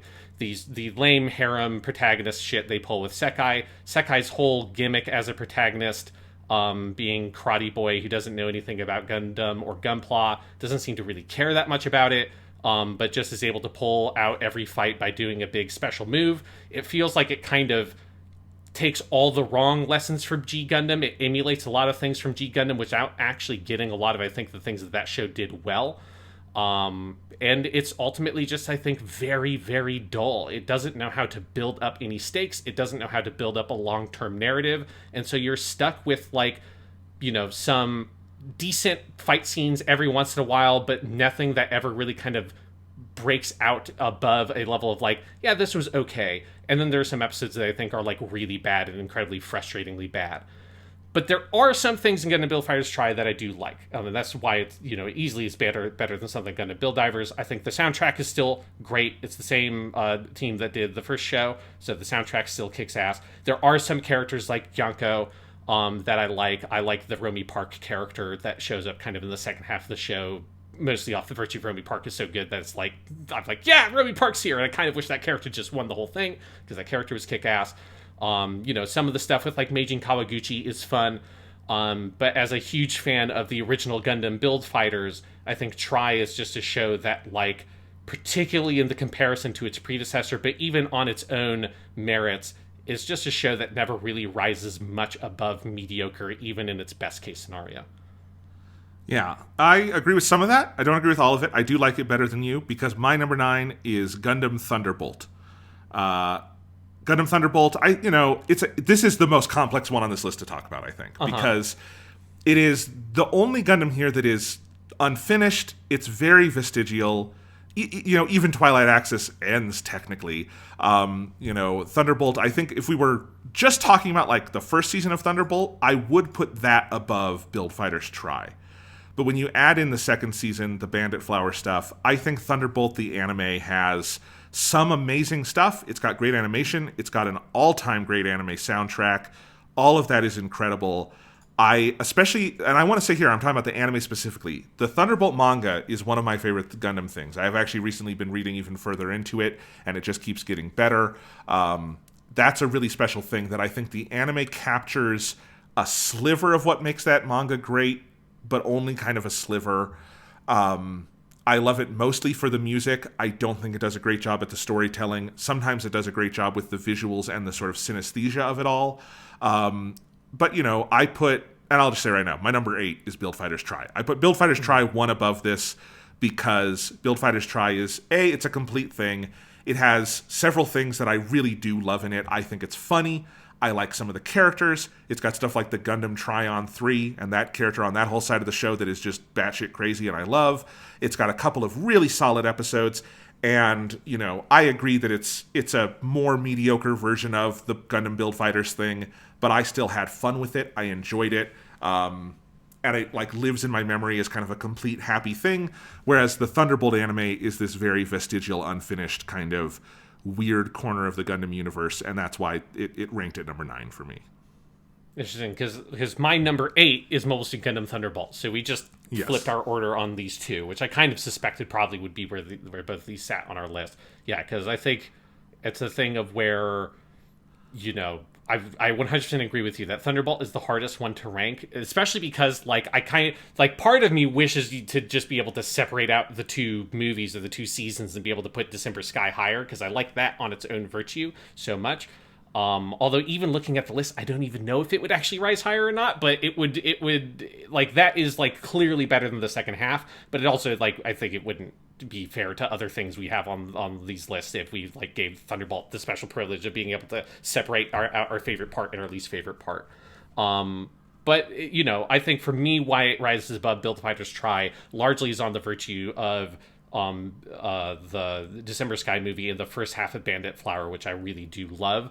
I think, it, even if it doesn't have the full impact of the narrative of the manga, which I haven't read all of, or I've only really read snippets of, I do think that first movie in particular gets a lot of really powerful narrative punches in, particularly with the whole thing with losing limbs and having the mobile suit be this sort of metaphor for a prosthesis and the characters struggling through that. That whole dynamic is so narratively compelling that even in a diminished form, it's really potent, and to me is a million times more interesting narrative idea than anything in Build Fighters Try.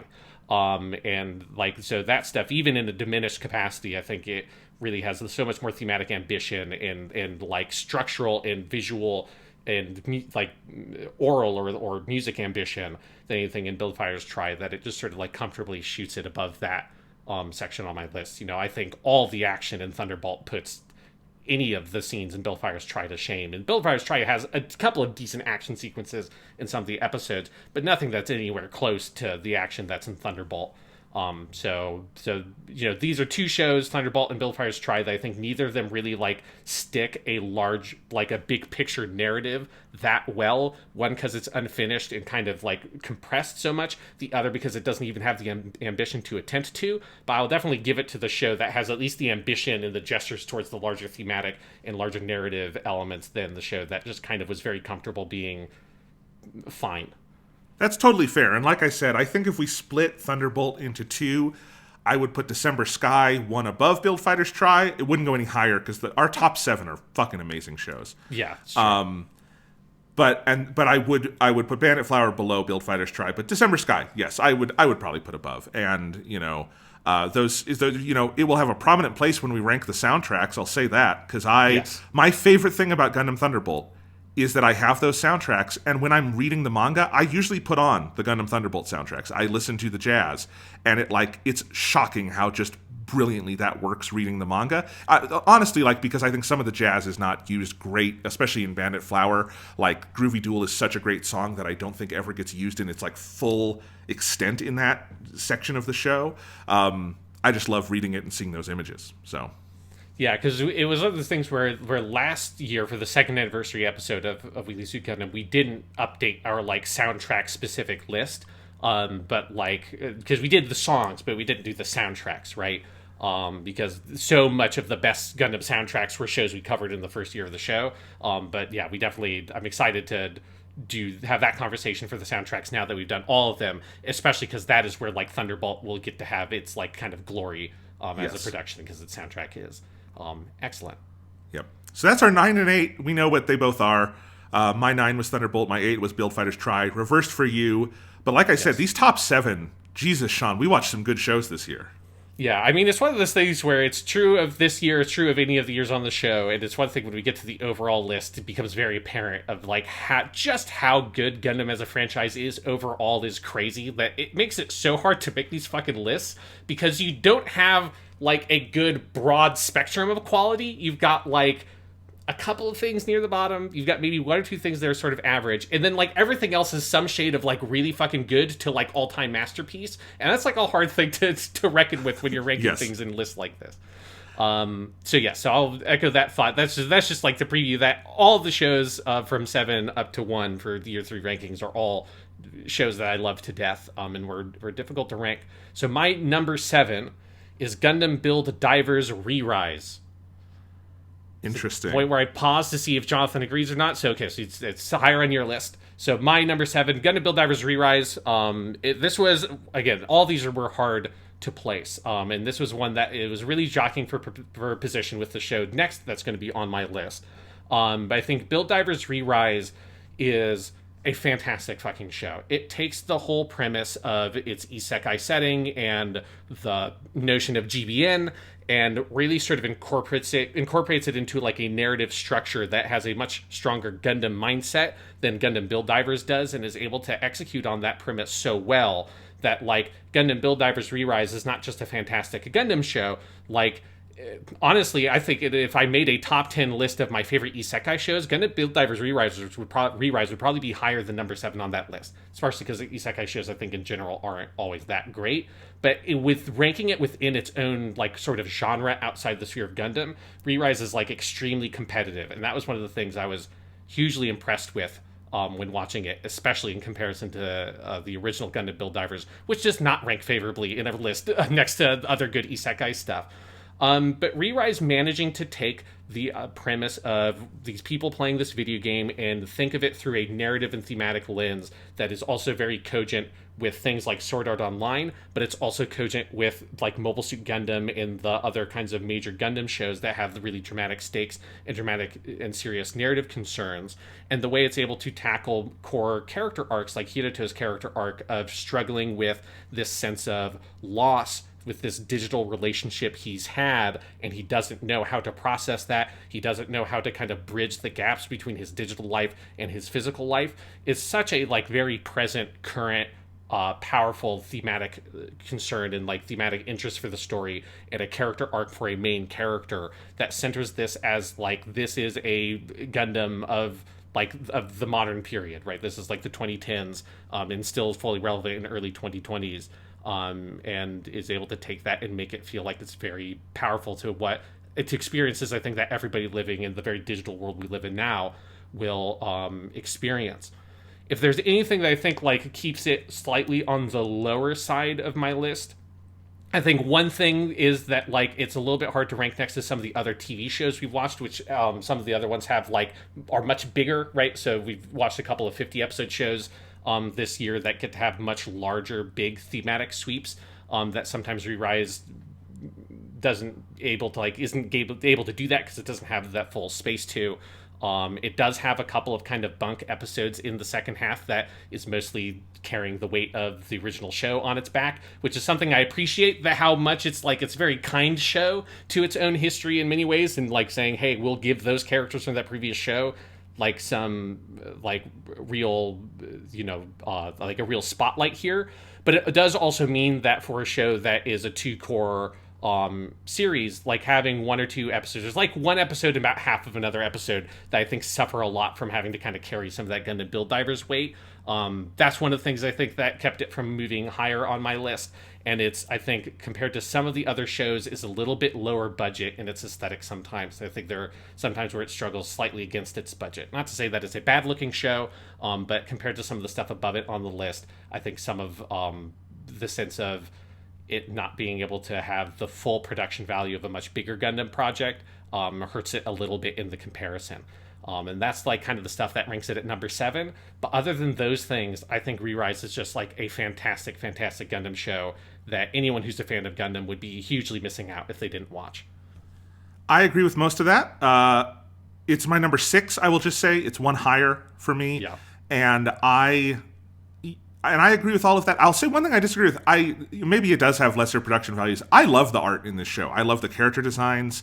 I love, one thing that definitely pushes it above the show that is number 7 for me is that I think Divers Re-Rise has one of the best casts of mobile suits in the entire franchise, and one of the most imaginative uses of various mobile suits and combinations and new updates and all that sort of stuff. I think it's got some really inventive action scenes. I just generally like the art and the atmosphere of it. It's got a very good score, which is amazing because Build Divers 1 did not have a good score. And then it's a real miracle what having real characters and a plot will do for the music. It's something to write to.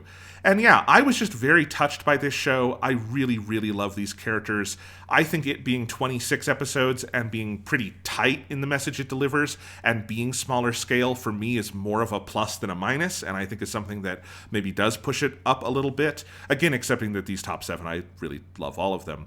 So that's why it's one higher for me. This is a difference of degrees here between us, because I suspect that your number 6 is my number 7. Probably. So what's your number 7, Jonathan? My number 7 is Mobile Suit Gundam Age. My number 6 is Mobile Suit Gundam Age. So yes, this is the same scenario. We have just flipped these in the ranking. Yes. They're very, very close in how we're ranking Gundam stuff so far. Look, Gundam Age is the lowest of these 7 for me, because I do think of these 7, it has the biggest flaws. It has, I think, maybe the weakest couple opening episodes to any Gundam show that I would call a good Gundam show.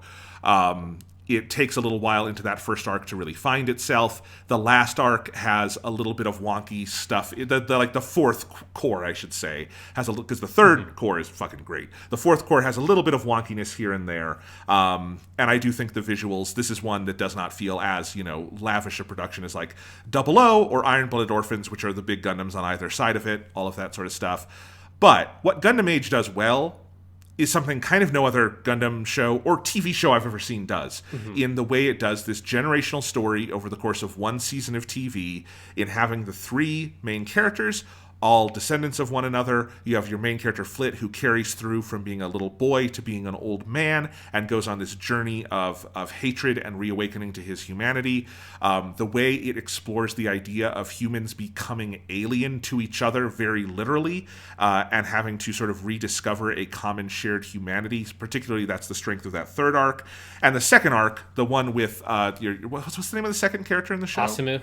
Yeah, the Asumu arc, that is just 13 of the best Gundam episodes ever made. Like, that is just a perfect 13-episode arc. Phenomenally done.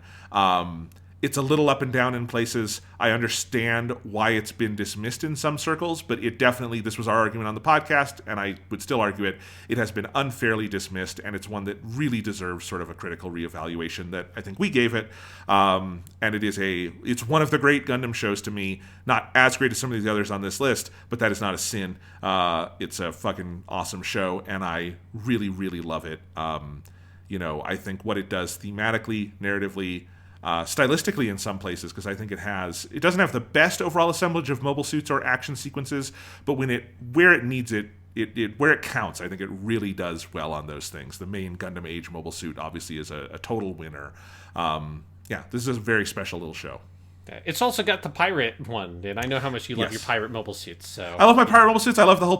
this is the closest we've come to getting a Crossbone Gundam adaptation, and it is an awesome part of that third arc. That absolutely, we might hear about that pirate mobile suit on the mobile suit list. I say might because I'm not sure yet. There's a lot of fucking mobile suits from this year. Yes. And we have to narrow it down to 10, and that's objectively insane. But yes, Gundam Age is awesome. It's one I would love to watch again. I just maybe liked Build Divers slightly more, but I will say that is a matter of absolute degrees. They're very close in my estimation. Yeah, because I think we were at a very similar spot. I think these shows are very, very close. I think what I gave Age the edge. Partially like having watched it twice, I think makes it a little bit easier for me to like be very comfortable in my estimation of Age, whereas like Re-Rise is very recent and I just watched it for the first time, and with Age, I just think I enjoyed that show so much on rewatch, especially knowing its whole scope, knowing where it was going and what it was doing, particularly with Flit as a main character, and being able to watch the show from the beginning with Flit being a little kid and seeing all the things they plant with that character and all the things they do, some of them very subtly, to sort of build out this person who we're going to see as an adult, and then as an elderly person, right, as a grandfather, a person who has had his entire life like dominated by hate for these people from Mars that he treats as aliens, even when he learns that they're just humans, it doesn't really matter to him. And seeing that arc, like Flit, we haven't done our top 10 Gundam Boys ranking, so I can't say for 100% certainty that he will be there.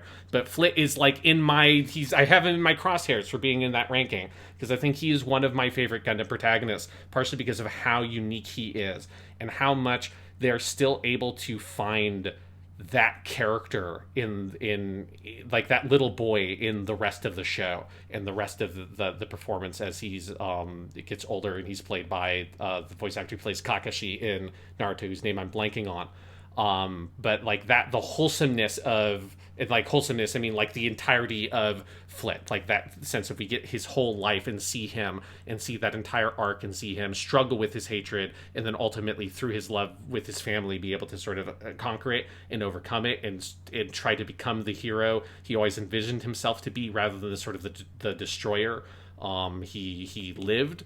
Like that I found so touching. With his relationship with Kyo, his grandson, the protagonist of the final two arcs. And that's just a story that no other Gundam show has told. It's a story that like few shows ever even try to tackle. And I think I do have like a personal love for generational type stories. It's one of the reasons why I like Naruto so much, is that Naruto is completely a generational story. It's one of the things I love about JoJo's Bizarre Adventure, is that is another one of like multiple protagonists and kind of passing this torch in that concept. I get very invested in that kind of stuff, and there's something about those sort of historically minded stories that I really love, and I think Age has that quality to it. It definitely has like its weak parts, and that's for sure, and that's why it's down in 6 and 7 and not higher. So it is far from being a perfect show, but that like incredible narrative ambition and the strength of that core, very fascinating character arc, and the other protagonists, Asamu and Kyu, that come along, is a thing that gets Gundam Age where it is for me on this list. Well, God damn it! Now that we're talking about it, here's the thing: Gundam Age was the first full show we watched this year. So maybe I'm fighting a little bit of recency bias here. I will. I don't know if I'll have to do anything yet, because we'll have a combined list later. Yes. I will say for the combined list, and I might even change it before we get to my individual list, I would not fight you putting Age above Divers Re-Rise. Age is a really special show, and the more we talk about it, the more I'm remembering all the things that make it so fucking special. And Re-Rise, also a very special show, but man, Age is something special. You might hear me call an audible when I go through my all shows list. I'll just say that. Okay. But now we're on to number 5. Yes. So your number 7 was Age, and your number 6 was Re-Rise. It was flipped for me. So now to number 5. My number 5, this is one that was hard to rank, because this is also an unfinished Gundam, is Mobile Suit Gundam Hathaway's Flash, the first movie in the trilogy of movies that will eventually come out, but we only have the first one, making it a weird thing to try to rank. But holy shit, this movie kicks all kinds of ass. Also, my number 5, I actually suspect our top 5 are close to the same. But yes, my number 5, also Gundam Hathaway's Flash. Phenomenal movie. It's amazing how far it is here. It's amazing how high it is on my all shows list too, I will say, where it is up there, being, as you say, unfinished, but it's unfinished in a very different way than Thunderbolt or something, in that if something terrible happened and they never made more Hathaway, this one movie is still a great story on its own, even though what amazes me every time I go back to it, and I've seen it like 4 or 5 times now, because I got the Blu-ray from Japan, which looks gorgeous, and it's such a fun movie to rewatch. It's basically a prologue to the actual story that will presumably start in movie 2. It's a very long kind of introduction. It's basically a, day in the life of this. It takes place over more than one day technically, but it's kind of like one day in the life of Hathaway as he moves through the world and has a brief sort of crisis of conscience and faith in what his purpose is. But it's very internal. You can tell it's based on a novel. It's a much more internalized Gundam than you would typically get from a TV show. And yet it is realized with such stupendous artistry. It creates at least one of the absolute all-time great Gundam sequences, which is them fleeing from the mobile suits in the city as they run through, leading to one of the single best frames in all of Gundam, when you have the Federation suit putting the beam sword through the other suit. Just incredible. The music by Hiroyuki Sawano is some of his best work. The animation is some of the best Gundam has ever had. It's just a phenomenal Gundam movie. And here's the thing. I'm okay hedging on it a little bit for now, because I think when the full trilogy is out, this could be like Inner Circle Gundam. Yes, no, I agree that I agree with everything you just said. That it's a thing of, in trying to rank it, I had to struggle a lot with making sure that I wasn't just assuming that the next 2 movies are automatically going to be as good or if not better than this. And this is a part you have to struggle with in your head. It's it's still technically unfinished. And it's you need to make sure that you're not going overboard, because my instinct was to put it at least 1 higher, maybe not even 2 spots higher on this list. And I was I can't go that hard on it yet. The time to have the conversation of are the Hathaway movies maybe the best Gundam movies? That day will come. It's not yet. You need to wait for the other movies to come out. But Hathaway is so fucking good. Like you, I've watched this movie I think 4 times at this point. So I've rewatched it a lot.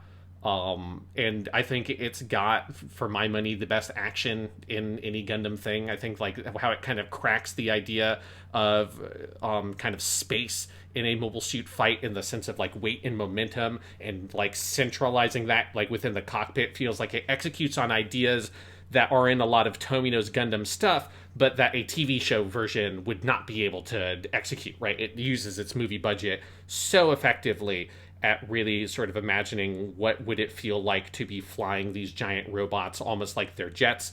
It's a thing where I haven't watched all of the whole movie Top Gun Maverick yet, but just watching the little preview or whatever they showed, that was a 5-minute section of that movie, was me, that I was looking as this is fuck, did they watch Hathaway before they made this movie? I mean, obviously they didn't, because that movie was in production forever, but it's that same sense of physical place and speed and momentum, watching these mobile suits fight, and watching the people in the cockpits react, as watching footage of actual jet fighter pilots flying actual planes, like what they shot for that Top Gun movie.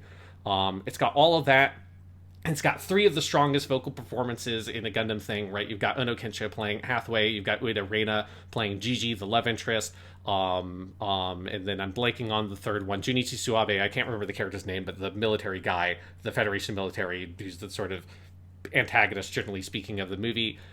The sort of structure between those 3 characters and the way it explores those 3 characters' relationships and the performances at the heart of the movie are so strong that it's really a kind of a Gundam movie that has everything. It's got all the human drama, it's got all the action, it's got arguably Hiroyuki Sawano's best soundtrack, which is saying a fucking thing, but I think I would still stand by that, and we'll obviously have that talk on. Can I say something about the Sawano soundtrack? Yeah. I don't know if on its own it's the absolute best. It could be. I'm saying I don't know. Yeah. I will say I've seen a lot of the stuff he's scored. I think it's the best thing his music has been put on. And that, I would put it above Unicorn Gundam. It's better than Attack on Titan. And that alone kind of, there's a level of how well it uses his music that I think Attack on Titan and Unicorn definitely rise up to. But Hathaway's Flash is just one notch better in its artistry, Yeah. So it's just a fucking amazing movie. And I so excited for the sequels. It's like Yes. I'm really excited to get the rest of it. Because, as you say, like it is a movie that stands very much on its own terms, but it is also clearly a prologue to a bigger story. It's a movie that is going to have sequels. And so there's a chance that in some future episode of Weekly Suit Gundam, like 4 years, however the fucking long that'll take, when the trilogy is done, that this could be in like literally could be in the top 5 on my overall list, is where it could be if the other movies are as good, if not better than this one. It's like in contention for being, as you say, like top Circle Gundam. Yep. Right now they're saying the second movie is going to be called Son of Bright, which would be a very funny title, I think. But yes, in any case, Hathaway's Flash, wonderful. What's your number 4, Sean? My number 4, I'm curious, I think this might be a place where we diverge, we'll see. My number 4 is Mobile Suit Gundam, The Origin, the OVA series. That's also my number 4. Okay, so I wonder if we have the exact same I think top we might five. have the same top 5. Yeah. Yeah. Gundam The Origin is great. It's fantastic. I will just say for me, it's not even that there's anything The Origin does wrong, and there's a couple of little things The Origin does wrong here and there. That 4th episode isn't the best. But honestly, it's just because the top 3 are all very unique Gundam things that stand on their own, and The Origin it's maybe the best prequel I've ever seen to anything. It is an add-on, an addendum to existing stories, and that's the only reason it doesn't rise higher. It is a phenomenal production. It has some of the best voice acting you'll ever hear. It's got our boy Char doing the most evil Char stuff Char ever does. It's an absolute fucking delight. I would just say there's some Gundam shows with a little more substance and meat on the bones, but there's nothing against Gundam The Origin. It rocks.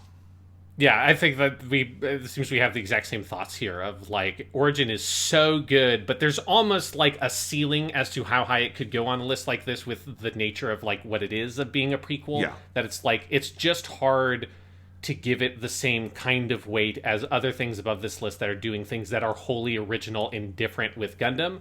And Origin is amazing, but what it's doing isn't necessarily different. It's an elaboration of things we know and have seen about with this character, Char. It is an incredible elaboration, right? I mean, it's still number 4 on this list, so it is phenomenally good.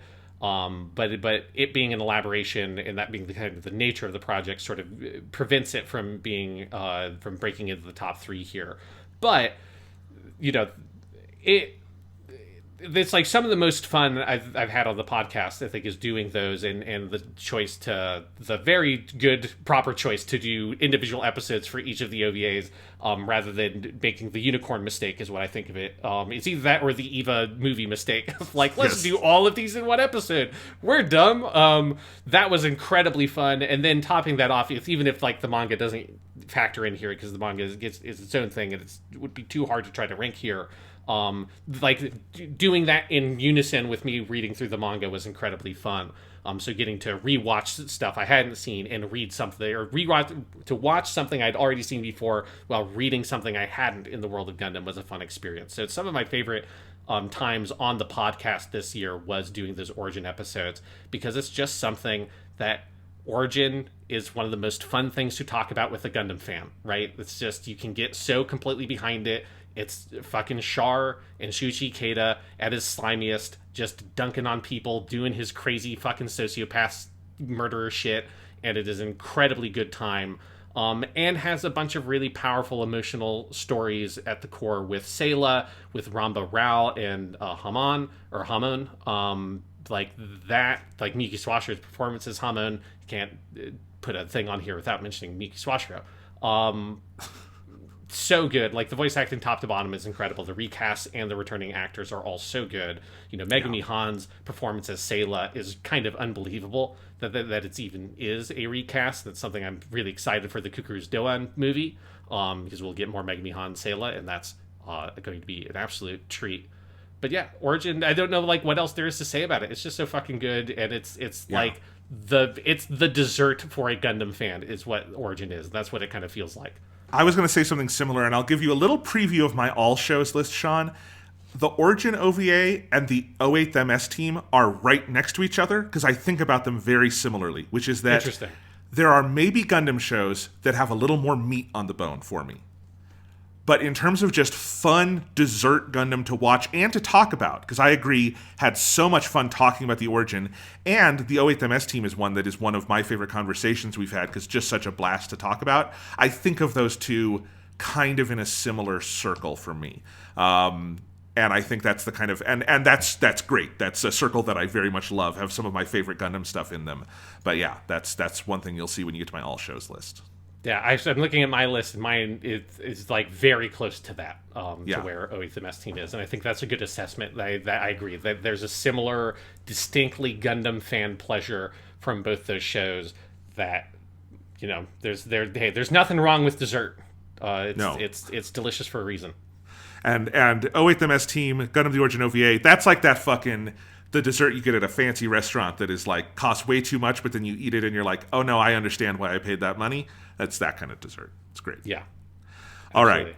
That's your number 4. I am 100% positive we have the same number 3. What's your number 3? My number 3 is Mobile Suit Gundam Iron-Blooded Orphans. Jesus, what? Okay, no, we don't have the same number 3. My number 3 is Build Fighters. Interesting. Okay. This is fun. I will just... Is Build Fighters your number 2? Yes. My number 2 is Iron-Blooded Orphans. We did it again. Okay, so what is our number 1? What is our number 1? I'm glad we agree on that number 1. If you didn't agree on that number 1, I would have hit you. Okay, no. Yeah, well, let's explain it. You give me your logic. They're both great shows. That's the basic bottom line. They both rock. I think one of the things with Gundam Build Fighters is the most difficult one I had to rank, because it is so different than any other Gundam thing, but it is also so good, right? Yes. It's like if G Gundam was one of the best Gundam shows, how the fuck do you rank it, right? Rather than like G Gundam is great, but it's also not in the upper echelon of Gundam shows. It's just a very good time. Gundam Build Fighters is not just an all-time great Gundam show, it's like in contention for me personally as being maybe the best sports anime I've ever watched. Like, it's, and I haven't seen everything, right? But I've seen a good number of, like, a bunch of, like, the classic shows. Like, I really need to watch Haikyuu, because everyone loves Haikyuu so much. But putting it next to stuff like Slam Dunk and Kuroko's basketball, you can probably tell that I played basketball in high school because I watched the basketball, or in middle school, and a little bit in high school because I watched the basketball sports anime. Like Chi Hayafuru, which is a big one, stuff like that. Gundam Build Fighters compares so favorably amongst those. It is maybe personally my favorite of these. And I do have like a unique vantage on Gundam Build Fighters because I watched the show before I had seen any Gundam stuff, and then several years later watched the Gundam franchise, almost having forgotten it. So I have seen it both purely as a sports anime and then as a Gundam anime, and then watching it for the podcast. So I had seen it at least 3 times. And so I think some of that stuff makes Gundam Build Fighters uniquely difficult to rank somewhere on this list. And so I think there's something about I wanted to edge it higher personally because of that in a way that, like, I wanted something that was so unique but so excellent to that kind of gives it an edge almost. And I think that's why I ranked it above Iron-Blooded Orphans. I have no problem with that. Yeah. I honestly, Sean, coming into this, was worried I was going to have to convince you to put Build Fighters a little higher because I thought you might have put... But no, that's fine. Because Build Fighters is a fucking perfect show. There is no bad episode. There is no bad scene. There is no bad fight. There is no bad character. It is... You know, I think its ambitions in some ways are lower than an Iron-Blooded Orphans, but on the other hand, maybe its ambitions are higher because what it's doing is fucking nuts, which is being a sports anime with an existing franchise's plastic model kits. Like, what a weird idea it comes up with, and it just nails it at such an absurdly high level of execution. It is so fun to watch, and it has a real substance and message to it that is not your normal Gundam substance or message, but it's a substance and message that I think resonates in sort of daily life in a sports anime context to a really powerful degree. This is where I would maybe, and I have it above the Origin, you have it above the Origin, I think we're both going to have it above 08MS team, and I think that's a good example of this has a lot of those Gundam dessert qualities, but I also think it has a level of execution on the point of like who the characters are, what they learn over the course of the show, what it has to tell the world about the value of hobbies and hobbyism in general, and the eternal anime theme of friendship and those things, and also it is one of the like funniest, most perfectly executed comedies you'll ever see. It is just such a sharp, razor sharp piece of writing for 26 episodes, and it is so delightful and funny. You know, the Gundam Build franchise has been kind of up and down over the years since then, but even if they had made great shows for all the other ones, I don't think they ever could top the original Build Fighters, because you can't top perfection, and they did it perfect the first time. Yeah, I think I believe it's episode 8, the Bear Guy episode of Gundam Build Fighters is like the most perfect episode of anime I think I have ever watched. Like, it is so perfectly structured plot-wise, because there's a plot structure called Kisho Tenketsu, which is a Japanese, it's also like a Chinese plot structure that's a plot in 4 acts that's like introduction, continuation, twist, and conclusion, which is similar to like 3-act structure, or like, you know, introduction, rising action, climax, and denouement in the Western storytelling structure, but it's slightly different in nuanced ways. And it's like, if I had to teach Kisho Tenketsu to people, like, I would have them watch that episode and then walk through the steps, because it's like, it is so razor sharp, absolutely perfect at its narrative structure, in a way that is incredible. And yeah, it's just a show that has everything. It's got amazing action.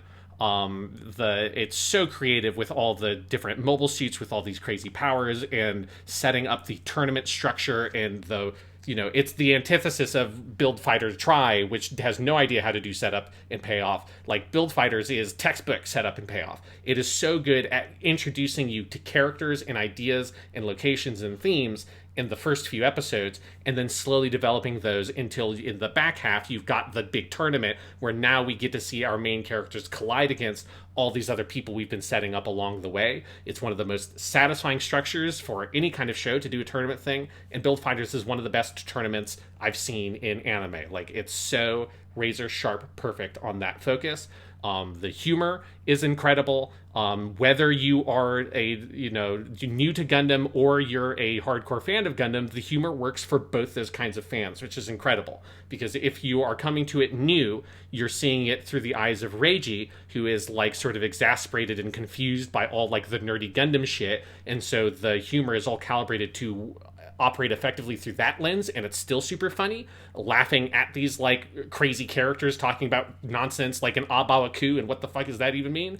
Or if you know all your Gundam stuff, you watch it and you see it through the eyes of Sei. And now, like, you're laughing because you're like, yeah, Gundam is crazy. And isn't it ridiculous that I, like, in this insane rant this character just went on, that I understood every single word they just said? So it can get that kind of love and joy of a fan watching it, as well as it being, like, hugely entertaining for someone who doesn't have that background. Like, that's a magic trick I don't think I've ever seen any other show like this in a long-running franchise that banks on the nostalgia and the affection for the franchise as much as Build Fighters kind of does, but it doesn't need to have that. You can love it anyways. That is a incredible achievement and an incredible magic trick. And then also it's got one of my favorite soundtracks, including the OPs and EDs. Like, it's got some of my favorite openings and endings, especially also the insert song in the Jim's Counterattack OVA when Reiji comes in. It gets me very emotional every time I listen to that song, because I love those boys and I just want them to be friends forever. But then also the Yuki Hayashi score throughout the rest of the show is so adventurous. I adore the use of flamenco guitars whenever Meijin Kawaguchi comes in. Also, Meijin Kawaguchi was created in the show, and he's an all-time great Gundam character.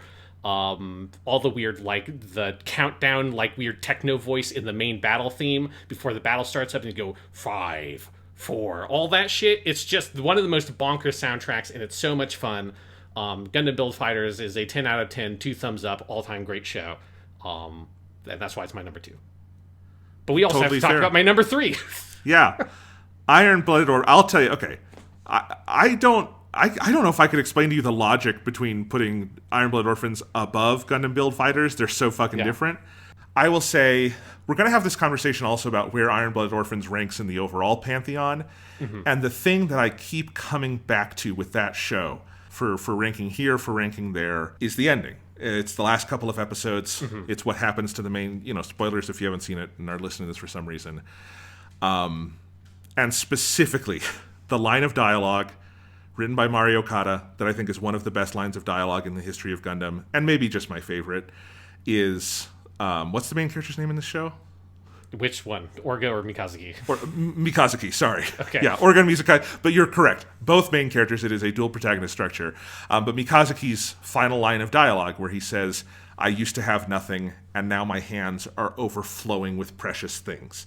The rough translation. I think is a contender for the best written line in all of Gundam, and the one that made me burst into tears hardest in the history of this franchise. Iron Blooded Orphans is an imperfect show in places. I think both seasons have some pacing issues here and there and whatever, but I think they absolutely pale in comparison to just the strength of the overall cast of characters, the uniqueness of what it is trying to do, the identity that this creative team, the Super Peacebusters, and particularly Mario Okada as the writer, brings to this show.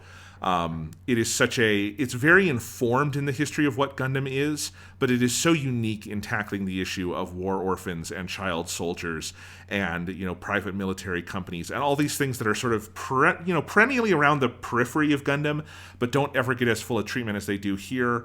This is a more brutal show than Yoshiyuki Tomino could ever fucking dream about.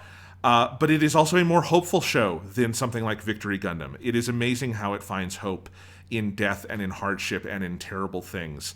And I think there's just Iron Blood Orphans lives bigger in my heart with every passing day. I think it is such a unique and wonderful thing. Yeah, no, I mean, I love it to death. Again, these were two I really struggled with ranking, because these were two, I'll say, that I swapped back and forth on their ranks quite a few times looking at the list, because it's just how do you rank these two shows next to each other? One is a happy, fun sports anime with a very empowering theme about the joy that hobbies can bring to your life, and the other is this intensely dark show about child soldiers and orphans where all the principal characters are killed, or most of the principal characters are killed by the end of the show, and it is about these very dark, frictious, difficult to grasp and confront concepts about the war and violence and money and privilege and the way that these things enter our lives, and how there are people whose lives are destroyed by war, but for whom war and violence is also the only means by which they can express themselves and express power on the world around them, and they can shape it. Those kind of two shows are not shows that should be on a list together. Unfortunately, the task we have in front of us is that we have to both rank these fun sports anime and the child soldier show. That's just the nature of what they happened when they made Gundam Build Fighters, and they're both so good because yes, Iron Blooded Orphans is an incredible Gundam show, and it ranks very, very high in my overall list. Also, and it's just one where I think my experience as a high school teacher in particular on rewatching the show, because the first time I watched it, I wasn't a high school teacher yet, although I had done some work in high schools. Didn't have my full license at that point. It really did change some of my relationship to the show in a positive way. Positive in that I like the show more, negative in that it made me sadder. But yes. It's that thing of where I think the core themes about the show about children who live on the margins of society, obviously within the setting of Iron Blooded Orphans, is very extreme. That is these children who live on Mars and they are orphans and they are, basically more or less slaves for this PMC corporation. Some of them are literally slaves, the human debris characters. That's a very extreme scenario. But all the themes and the ideas and the relationships that connect those characters also symbolically work perfectly for children who live in our world in a less extreme and exaggerated scenario, but are also children who live in a marginalized sector of their lives, right? Who might be homeless, who might live in families that are abusive, or families that they are impoverished, and even if they have a loving family, that family can't be there for them all the time, can't contribute to their education, where someone who's 15 has to start trying to work jobs and to take care of siblings. All that kind of stuff is stuff that if you work at a high school that's not super rich kid high school, you're going to deal with that kind of stuff on an effectively daily basis. So there are lots and lots of kids I met working that remind me a lot of, especially the characters around the edges, less so Mika and Orga, who are very extreme characters, right, and are very kind of polarized on this spectrum that they exist on, but the normal characters that make up the larger cast of Tech Kadan, the PMC group that the kids make, remind me so much of kids I actually met and teenagers I worked with teaching. And so that strength of the writing and of the overall direction of the show of keeping in mind that this is about kids, and it's about kids who live on the margins of society, and how both that is tragic, but also seeing it through their eyes, and how important it is to like give them power and give them agency in their own existence in the world that they live in, the world they try to make for themselves. Because I think it's very easy when you are someone like Maribit, who is the older woman who kind of gets assigned to them, right? Like, I think I see a lot of myself in that character, and it's very easy when you're in that more privileged adult position where you have a more comfortable life to sort of look down from on high on these other people and these kids and judge them, or like try to tell them this is what is best for you, this is what you have to do, but lose sight of like the actual life that they lead and the things that they want and the world that they can see in front of them, which is much more limited than the world you can see because of your experience, the things that society has afforded you that has not afforded them. And that frictious relationship is such a powerful thing, and it's so perfectly explored. I don't think I've ever seen any piece of media really kind of navigate that exact quagmire the way that Iron-Blooded Orphans does, and it kind of forms the heart of the show to me, of you getting on these kids' sides and it just completely breaking your heart every step of the way that this is the kind of thing that they have to do, but it's also a thing that they find a meaning in. So I feel like this is kind of like a rambling explanation of what I like about Iron-Blooded Orphans, but it's just that kind of core message is so powerful. And the rest of the production of the show, from like the other stuff, like the soundtrack, the action, all of that is all calibrated perfectly to tell this story about these characters.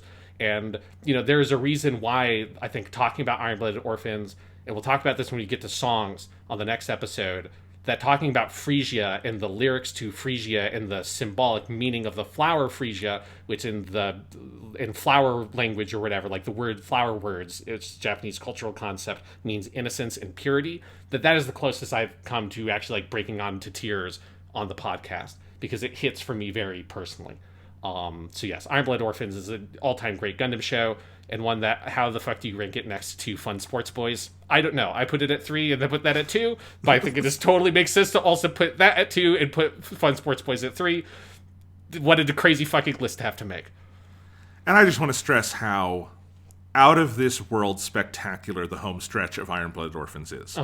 What they, and I mean, it's true of the end of the first season of it also, but at the end of the second season, I think that the number of pins they've set up that they start knocking down, the abject hopelessness of the situation they get themselves into because McGillis Farid is the dumbest person in space. And that character, just one of the all-time great Gundam characters. Yes. Oh my god. I don't know. He's the dumbest character in space because his world is narrow in the exact way the kids, because he didn't escape that life either. That's one of like the great masterstrokes of the home stretch of this show, is like the way that psychology extends to him also in ways you didn't expect that make perfect sense, right? But yes, and I think there's just such a deep adult, mature understanding of the way power works in a messy, brutal, but also kind of necessary way in the home stretch of this show, and that good things can come out of absolutely horrible things, and like there's no easy way to feel about it. There's no way to walk away from this and be like, that was a happy ending, that was a sad ending. It's an ending.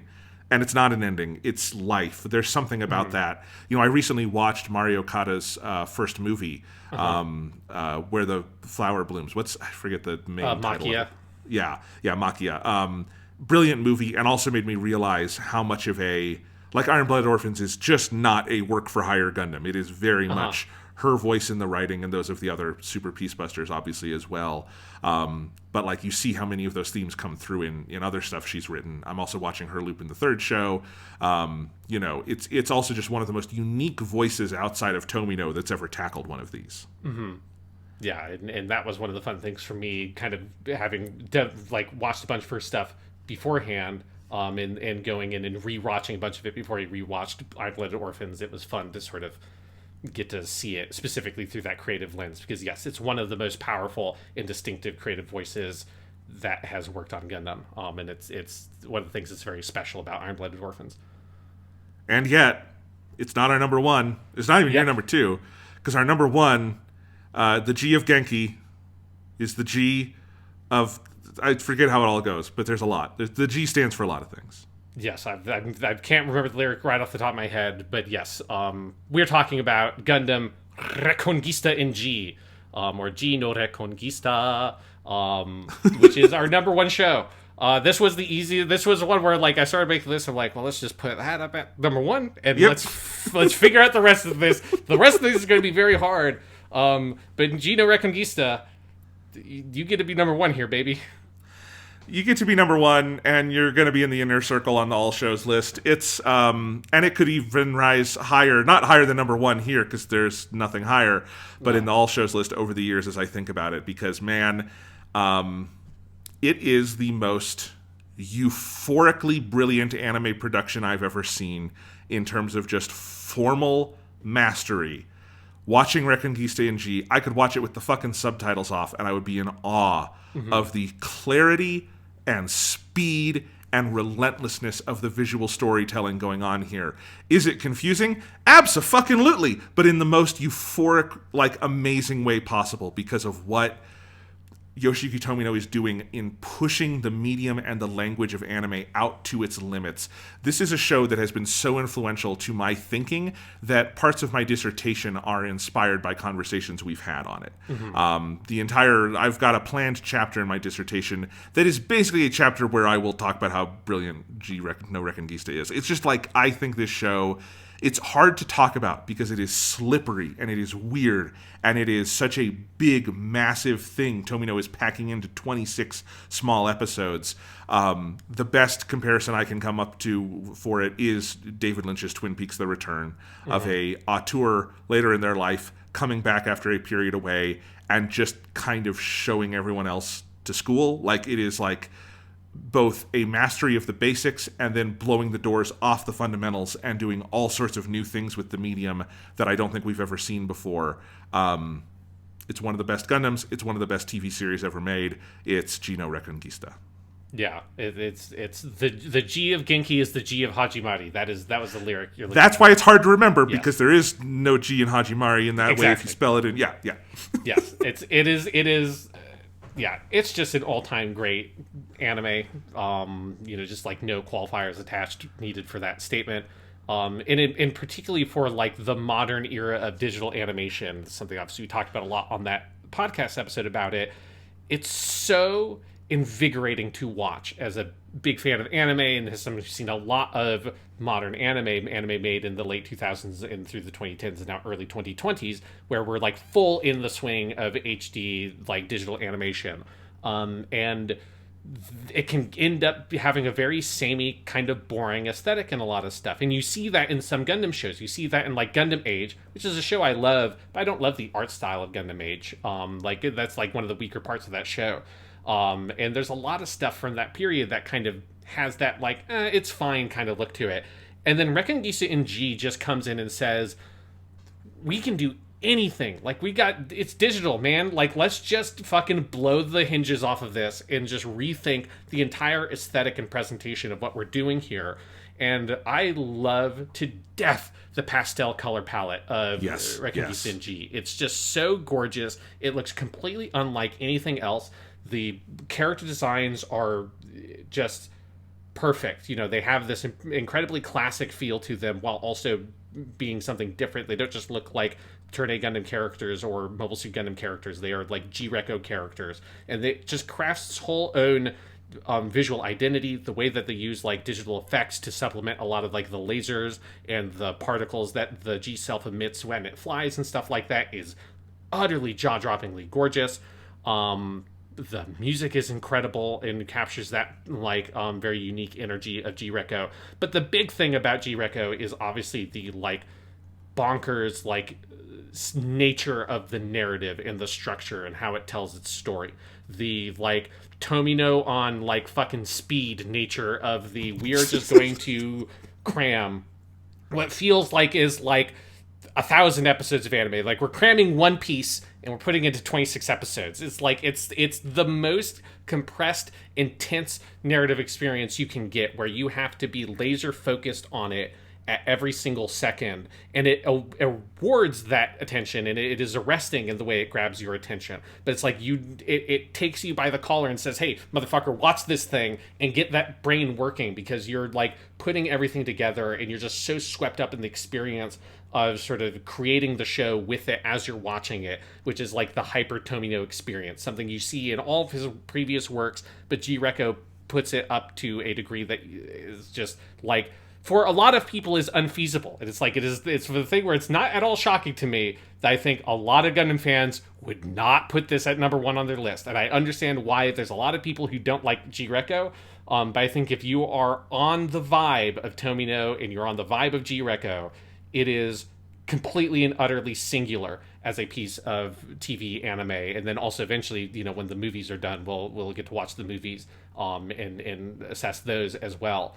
But it's just completely unique, and it's something that easily that is my favorite podcast that we've done, certainly this year, and it might be my favorite podcast we've done in all of Weekly Suit Gundam, because it was the most show that we needed to do a podcast on. It was one of the ones in my original list of when we eventually do Weekly Suit Gundam, or like if we ever do a Gundam podcast, I need to talk about the original Mobile Suit Gundam, I need to talk about fucking Turd, and I need to talk about G. Reco, and that's like, it was one, and C. Destiny was one I needed there, but that's in a different way. G. Reco was one of those I desperately needed to talk about and bounce off ideas about this show and have a conversation about it and like a dialogue about this show, because it's a show that demands that kind of dialogue. And it's a thing that most media doesn't have, that level of kind of sophistication and complexity and kind of like richness to it that G. Reco has. And I'm very, very happy that is, I mean, it obviously is both of our number ones on this list. Yeah. You said something earlier, and I want to clarify, because I think I know what you meant. You said Hathaway had the best Gundam action, and I think you meant in a technical sense of how they realized it in 3D space. Yes. Gino Reconquista has the best Gundam action in terms of its storyboarding, its conception, its flow, its pace. And like the consistency across like episode to episode is very different than what Hathaway has to do, yeah. Because Gino Reconquista is a show about kineticism and movement, and that is often through mobile suit action, but even just in the way characters move through the world and talk. It is a show about action, and that is why you have to, like, this is the least appropriate casual viewing show of all time. You have to be like dialed in 100%. But I used the word euphoric earlier because that's what it feels like to me. It's the same way Twin Peaks The Return was. That's a show you have to pay hyper attention to, and sometimes Twin Peaks, unlike Gino Reconquista, is sometimes very slow, but that attention to me isn't exhausting, it's euphoric. It's like this thing I am absorbing is making me a fuller person for having my mind altered and expanded by what it is presenting to me, and Reconquista has just the added benefit of, Tomino personally storyboarded most of the series, and it has an attention to detail, a fiddly, minutia, nuanced attention to detail that is the most Yoshiyuki Tomino thing he has ever done or probably will ever do. Just the sheer amount of time spent making sure we see the airbags every time, making sure we always see the fucking contact leak between the mobile suits. It's stuff that's been there since the beginning, but I feel like just became the whole show in the best way, So much of what we're talking... The very necessary revelation that the seats, the cockpits are also toilets. Like, yes. Yes. Indeed. And, so much of what we're talking about is aesthetics, but this is a show where style and substance are the same thing the entire time. And the substance is immense, because this is sort of a road trip through the world, and it is a story that is also meta-textually about how stories actually exist in the real world, which is that there aren't any. There is a complex set of multivalent, perspectives and motivations and intentions going on between messy fucking humans and messy history. And the only way to affect change or live in this world is to go on the journey for yourself and try to understand it, which is also the thing through its aesthetics and its style Gino Reconquista tries to imbue in the viewer. And it makes you kind of watch the show the way it is also saying people should live in the 21st century. It is a brilliant, brilliant piece of art. Yeah, it's a complete masterpiece. Easy number one. Yep. Less easy. How do we rank all 33 of these motherfuckers? Yes. So So then the hard task came for both of us, Jonathan, to take the 11 shows we watched for year 3 and then fit it into our existing list. And obviously, I assume you made modifications to your existing list, as I did, and left us ultimately with 33 shows / OVAs / movies, like 33 Gundam projects overall. I should say that we have, for this time, we have now separated out Unicorn and Narrative, which used to be combined. And partially as like a kind of holdover from that's kind of how we handled it in a podcast sense, and now Narrative has been separated out, so that's one of the ways we're now at 33 total items here, and we have each made our own individual rankings, so we'll each go through our individual rankings, and then we'll have to have a conversation about how the fuck we combine them and make the overall podcast list. Yes, this was hard, Sean. I will say I'm very happy with my top 10. Because I feel like that's like the inner circle, like your fucking Desert Island Gundams. I would be happy with that as my top 10. It gets harder and harder as you go down, except at the very bottom, which was easy. Yeah, there's a lot here, and I am more interested in how we do sort of our combined rankings at the end, but I am also curious to hear how we've both done it individually. Yeah, because I'll say that this was a very hard thing, ranking all of these. It was something that, when you put it all together, it makes you realize, like, just how good the batting average is for Gundam overall. Like, I would say probably starting at my top 20 are all like just like great shows / movies. I agree. Like, it's just like, that's crazy. Like, it really, when you have to rank them out, it makes you realize there's no other franchise I'm like a fan of that is old like this, that has so many different elements to it, that is this good so consistently. Like, you know, I love stuff like Star Wars and Doctor Who, and stuff like that, and all of those have much longer like fallow periods and stuff like that, and there is not a fallow period in Gundam. Anytime there was a show that was kind of a miss, it's like either airing simultaneously to or right next to a show that's like incredible. So it's just all throughout the scope of the 43 years at this point of Gundam's existence, what a ridiculously good franchise Gundam is. And it just, you know, I encourage people who are listening to the podcast, if you have not made your own list, I think it's an interesting exercise to do, because it really puts into perspective how much Gundam is just fucking amazing. Yep. So, Sean, do you want to go ahead and read our lists out, and then we will start to do our combined rankings? Yes. So let's do that. I'll start with my list and just go through the list. So this is an exciting moment at the bottom. This is maybe one of the most exciting places on the list. I had to do a lot of thinking about this one, and my number 3 is G Savior, with my number 2 being Build Divers. I ultimately couldn't do it. I couldn't. Build Divers is still an anime, and even an awful anime is still better than a 90s made-for-TV live-action movie. Like, it's just by its sheer essence, I had to do it. Well, let's just talk about this really quickly, because that's also my 33 and 32. I agree.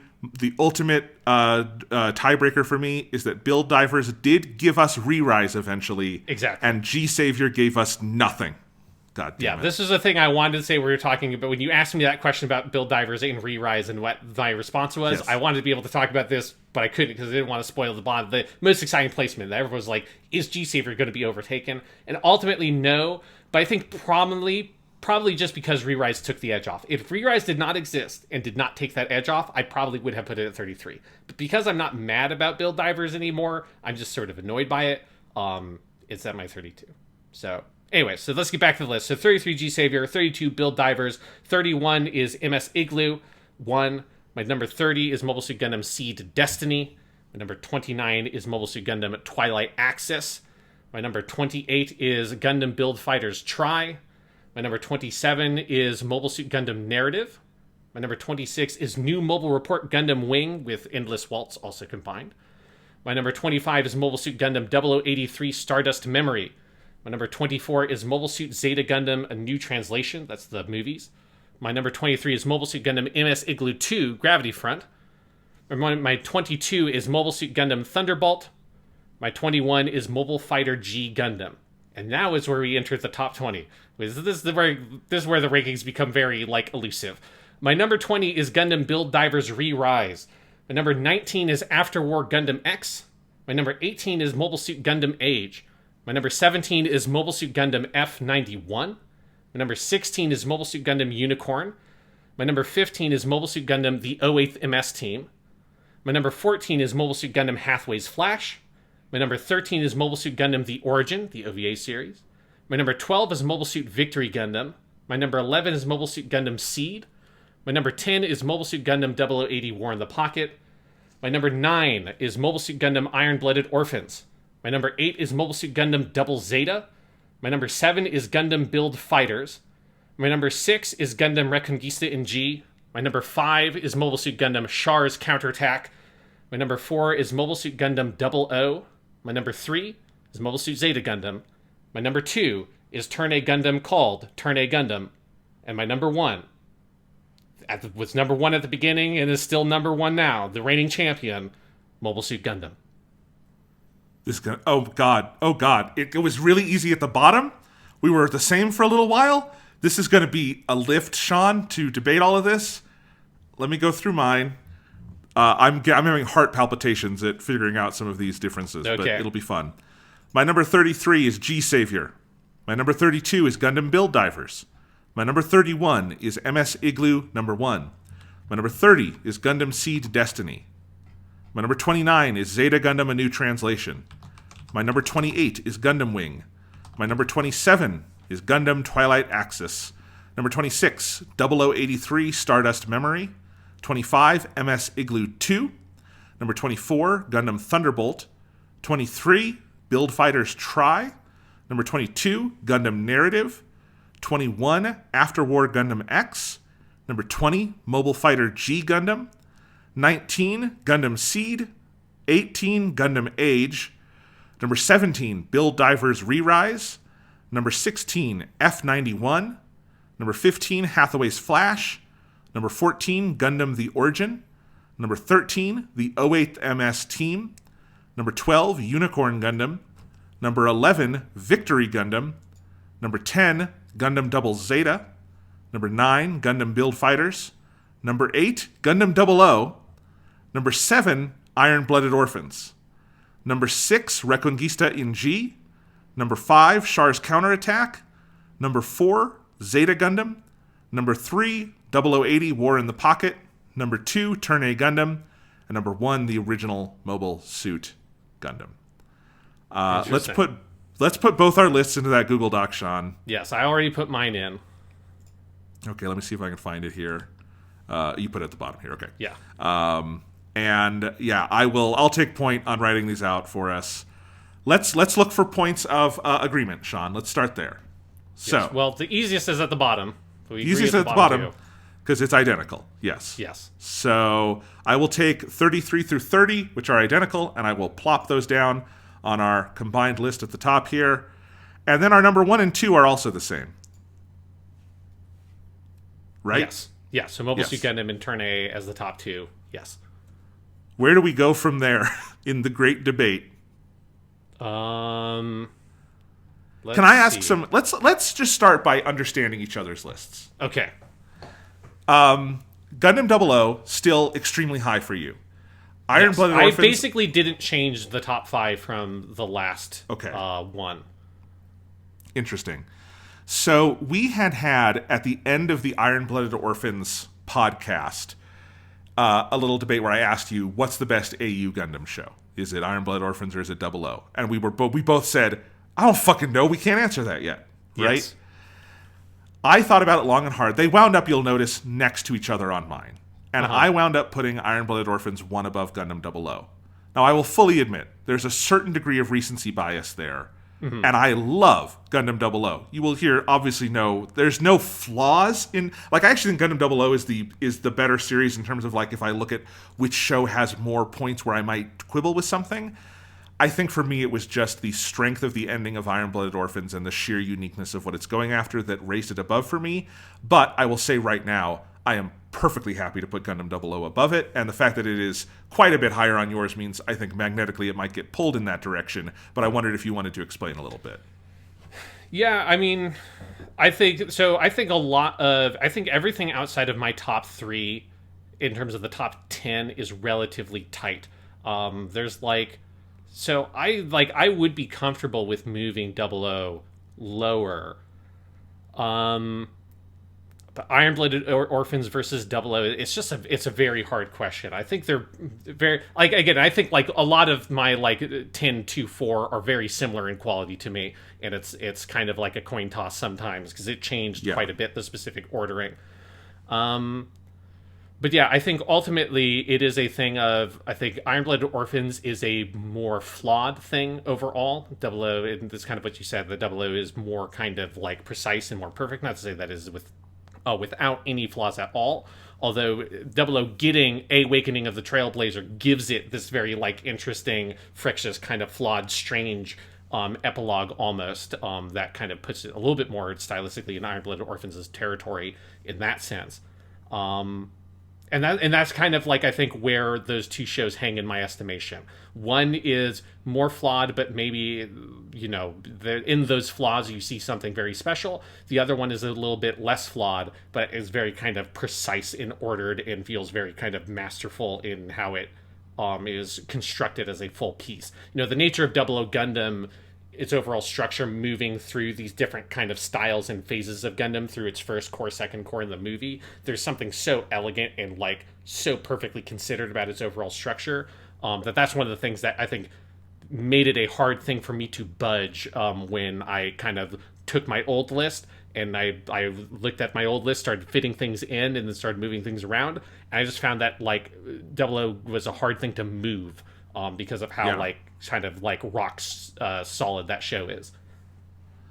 So I'm thinking about just the top 10 here, and I'll give you right off the bat, Sean. I would be happy to put Zeta Gundam at number 3. My number 3 is War in the Pocket. Your War in the Pocket is lower.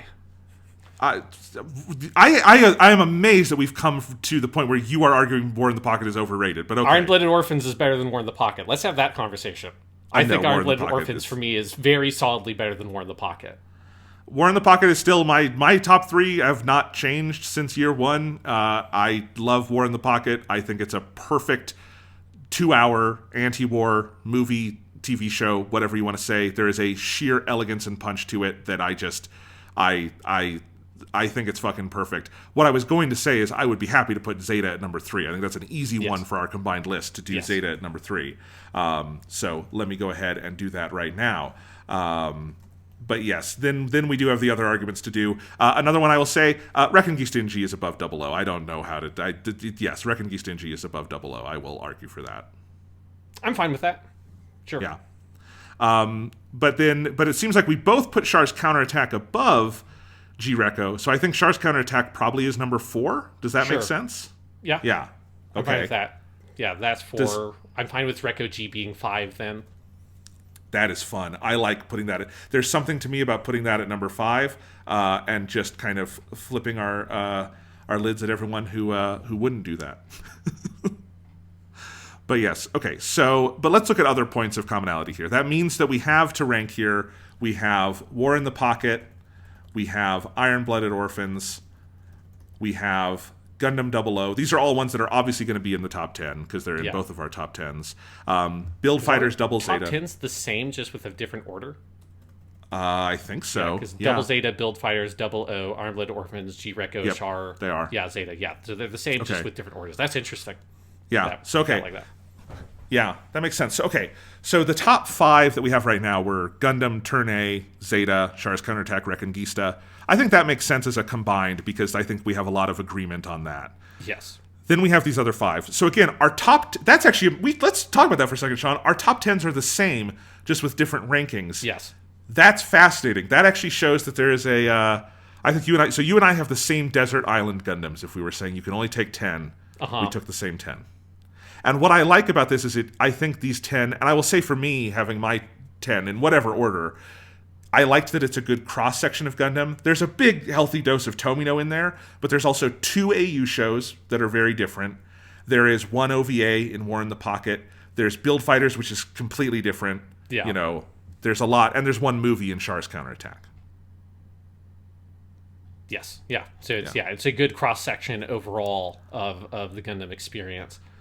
I was going to say... So we both have Build Fighters above Double Zeta, so I think that's like... That's easy enough, yeah. Yeah, an easy thing to say. Like, wherever they fall relatively, those two, Build Fighters is above Double Zeta. Yes. We have we both had Build Fighters above Iron Blooded Orphans. No, we didn't. I had it below Iron Blooded Orphans. You had it above Iron Blooded Orphans on both lists. There's a lot. Here's one thing I'll say. Looking at all of this, I think Gundam 00 is number 6. I love it enough. Mm-hmm. You had it very high. I feel like that's fair to put it number 6. Does that make sense? Yeah, that makes sense to me. Yeah, because that's relative to the other ones. I think that one makes sense. I think the question is, how low am I going to let you put War in the Pocket? I would be fine with doing 7 Iron-Blooded Orphans, 8 War in the Pocket. That works for me. Then I wonder if Build Fighters is too low suddenly. Yeah, I will say you don't. The game of this list. The game of this list. You do not have Double Zeta at number 10. I feel like that might be an easy one to put at number 10 because it's still in the top 10, but we're not fighting over it. I don't know. It depends on what you think. Yeah, so... You had Double Zeta above Iron-Blooded Orphans and above War in the Pocket. Yeah, I mean, it's one of those things that you have to think back to Double Zeta because it's been a long time, but, like, you just... Whenever I have an instinct to, like, I could put Double Zeta lower, and then I just have a flash of the Colony Drop episodes in the middle. I'm like, well, I don't know. Can you put Double Zeta lower? I think Double Zeta is lower than these other 3 we're putting it against, but that's not insulting Double Zeta. I just don't think Build Fighters, IBO, or War in the Pocket have a Moon episode or something like that. That's true. So that's where Double Zeta is number 10 for me. Still inner circle. I think 10 is the inner circle, right? So, yeah. Yeah, I'm fine with that. I'm fine with Double Zeta being 10 on the combined list. And then maybe War in the Pocket at number 9? Sure, yeah. Okay. Yeah, I'm budging a little bit for you here. I thought we would have a fight about Build Fighters versus War in the Pocket, but if you want to just elide that completely, I'm good with it. I'm okay with it because I don't know if here's the thing. I kind of like the idea of having Build Fighters kind of high on the list. I think it's kind of it's funny and it's also cool. Yep. I would be okay with separating. I would be okay with putting Iron Blooded Orphans 1 above War in the Pocket. It's not what I would do, but I think maybe it reflects our combined lists better, and I think our sheer enthusiasm for Build Fighters being put at number 7 is fun. I'm okay with that. When I put it out on the list here, what we would have is 10 Double Zeta, 9 War in the Pocket, 8 Iron Blooded Orphans, 7 Build Fighters, 6 Gundam 00, 5 Reconquista, 4 Char's Counterattack, 3 Zeta, 2 Turn A, 1 OG Gundam. I like that list. I personally would flip IBO and War in the Pocket, but I like that list. Yeah, I think for me, I feel strongly about Iron Blooded Orphans being above War in the Pocket just because I think that Iron Blooded Orphans like take on like the proximity of like children to war is much more interesting to me. Like, not to say that like War in the Pocket is bad. Obviously, it's still top 10, but I think like for me personally, Iron Blooded Orphans tackles more interesting thematic material ultimately than War in the Pocket. Partially because Iron Blooded Orphans is a much bigger thing, so it has the space to do it. But that's kind of like why I think it's the two things that are mostly like this is a kid next to war, and like this is what that story is. Like I think Iron Blooded Orphans just has a much more kind of like interestingly frictious kind of relationship to those concepts. And look, they're all great. I'm totally fine with that. And then I think just because I think Build Fighters where was it on mine? It was number 9. Okay, so it went up a little bit for me, but you also put Reconquista and G up for me. So I think this is a good combined list. I think, and either way, obviously the 10 in any rank reflects our shared opinions at this podcast because we had the same 10. Yes. Yeah. And then the same top 2. The same top 2 was the most, like, Mobile Suit Gundam Turn A is the most unmovable fucking thing on any list. Like, it's just, it can't be breached, it can't be broken, it's like, it's just, you can't do anything with that. It's just a rock at the top of the list, and everything else is built underneath that rock. Yes.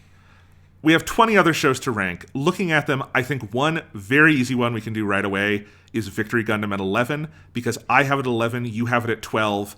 I will fight for it being higher than Seed. You're going to have to lower Seed a little. I'm going to have to raise Seed a little. I think Victory being 11 makes sense in our combined. I'm totally good with that. Like, Victory is the little show that could. I don't if you remember how much that show just like kind of grew in the second anniversary list, because it went higher, I think, on our collective list than it was on either of our individual lists. It's a great show. It's a great show.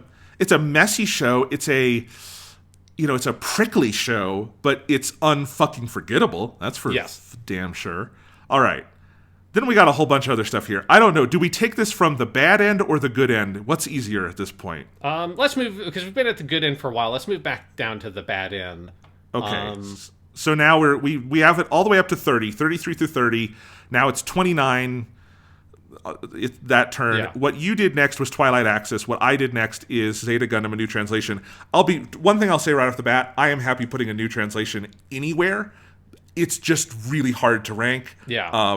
Because there are things I really like about a new translation. Yeah. There's just it's messy and weird, and I guess I just favored stuff that was all original, but it's weird. It's really hard to rank. Yeah, I think my reasoning for where I put it, because I have it at 24, which is to me kind of like the boundary between sort of bad Gundam and like good Gundam, but that it ends up in the great Gundam category. I think for me, my reasoning there is the same reasoning I used in the second anniversary episode, which is that like a weird kind of awkward movie version of Zeta Gundam is still better than a lot of other Gundam, right? Like, that's how good Zeta Gundam is that the weird fucking movie thing, even if you fucked with it, and they do fuck with it, it's still better than a lot of other Gundam stuff. So it's like, I kind of can't push it too low for me personally, just because it's like, I just remember having a really good time watching it, even if while I was watching, I'm like, man, this is fucking weird, and some of these choices are bad, and they fucked up the ending. Although, since I'd already known that before I watched the movie, it didn't really bother me that much, because it's like, I just kind of ignored it, but... So we're fine putting that a little higher. Let's see. There's some I would put Stardust Memory above it, and we'll talk about that in a second. But one thing I did right away, Sean, is I think 29 should be Twilight Access. That's where you have it. I only have it like a spot or two higher. And look, it's a weird vestigial little thing. I'm happy with it not going higher than 29. So I think that's an easy gimme. Then we have, let's see what shows we have in common here, Sean. We have Gundam Wing. We have Stardust Memory of MS Igloo 2. We have Thunderbolt, Build Fighters, Narrative, all in the top 20 for both of us. So what is next after Twilight Axis? I feel like, looking at the two lists, the next lowest thing on both of ours is Gundam Wing. Yeah, like, I'm fine with Gundam Wing going below Build Fighters Try. I'm fine with making that sacrifice, even if I do personally think that Gundam Wing is better than Build Fighters Try. I'll give you one thing. Build Fighters Try is half the length of Gundam Wing. Gundam Wing is a 50-episode show, lest we forget. But and it gets worse as it goes along. Good episodes, which is half the length. Good-ish, yeah. Build Fighters. That first 13 episodes are decent. They're decent, yes. They're like good popcorn Gundam. Okay, Build Fighters Try is going to be a discussion here. And I will admit, between two things that I have higher than you in the top 20, or the 20 to 30, not the top 20, is Narrative and Build Fighters Try. If I have to pick a pet project here, it will be Narrative. It will not be Build Fighters Try. I'm okay letting Build Fighters Try fall if I can keep Narrative a little higher. Yeah. Like, I definitely think that Build Fighters Try should definitely not be above Gundam Thunderbolt. That's fine. That's how you have it on your list. And then there's stuff like MS Igloo 2, Stardust Memory. Where do we put some of these? Yeah, again, I would put both of those above Build Fighters Try. Okay. I don't know how you feel about that. Let me type out which ones we're talking about here. So we're talking about Stardust Memory. We're talking about Build Fighters Try. We're talking about Thunderbolt. What else here? I would put Narrative above all of these. I think you have it in the middle of those, but yeah, I don't feel strongly about Narrative. Like, I think it can be above those. I think it could be below those. Like, I don't really have like a. Yeah. It's just like Narrative never really has made an impact on me, like, really one way or the other. I'm very neutral on it. That's fine. MS Igloo 2, and we also have, what's the other one here that I am missing? We have Zeta Gundam New Translation. Okay. Yes. So let's rank these puppies block here. Yeah. Zeta Gundam New Translation. So this block. What goes highest? What goes lowest? There's some tricky ones here. Like I'm fine with like Zeta Gundam New Translation falling a lot from where it is on my list, just because I think like the reasoning of like it's just like weird movie versions of Zeta Gundam means that it doesn't have much of like value to add to Gundam, because I don't think it has anything really of value to add to Gundam. I just sort of enjoyed watching it. So I'm looking at our two lists, and you had MS Igloo 2 just above Zeta Gundam: A New Translation. I had it pretty high also. So I think of this batch of 5, I think that one clearly goes the furthest. Yes. And I would put it above Zeta Gundam: A New Translation. I'll just tell you here. So I would put Stardust Memory above Build Fighters Try either way, I think. And I think Thunderbolt above Build Fighters Try I have absolutely no problem with. And then Zeta Gundam: A New Translation, let's let that fall to 27 because we're disagreeing on it and it's weird, and okay. So that one's 27. I think Gundam Build Fighters Try at 26 I'm fine with. And that is high. I got it a couple spots up. Yes, you got it above Gundam Wing. You should be happy about that. Yeah. I also don't feel super enthusiastic about it one way or another. Okay, Thunderbolt versus Stardust Memory. How did we both have that one ranked? I think I had it above. Yeah, I had it above Stardust Memory. You had it above. You had Thunderbolt above Stardust Memory? Uh-huh, yeah. I did too, didn't I? Okay. Yes. Yeah, then you have it at the top of that set. Okay. So then let's do Stardust Memory above Build Fighters Try. Stardust Memory, we've talked about it. It's got some infuriating things. It's also got some of the nicest Gundam animation and music. So I always want to fight being too mean to Stardust Memory just because it does have good things in it.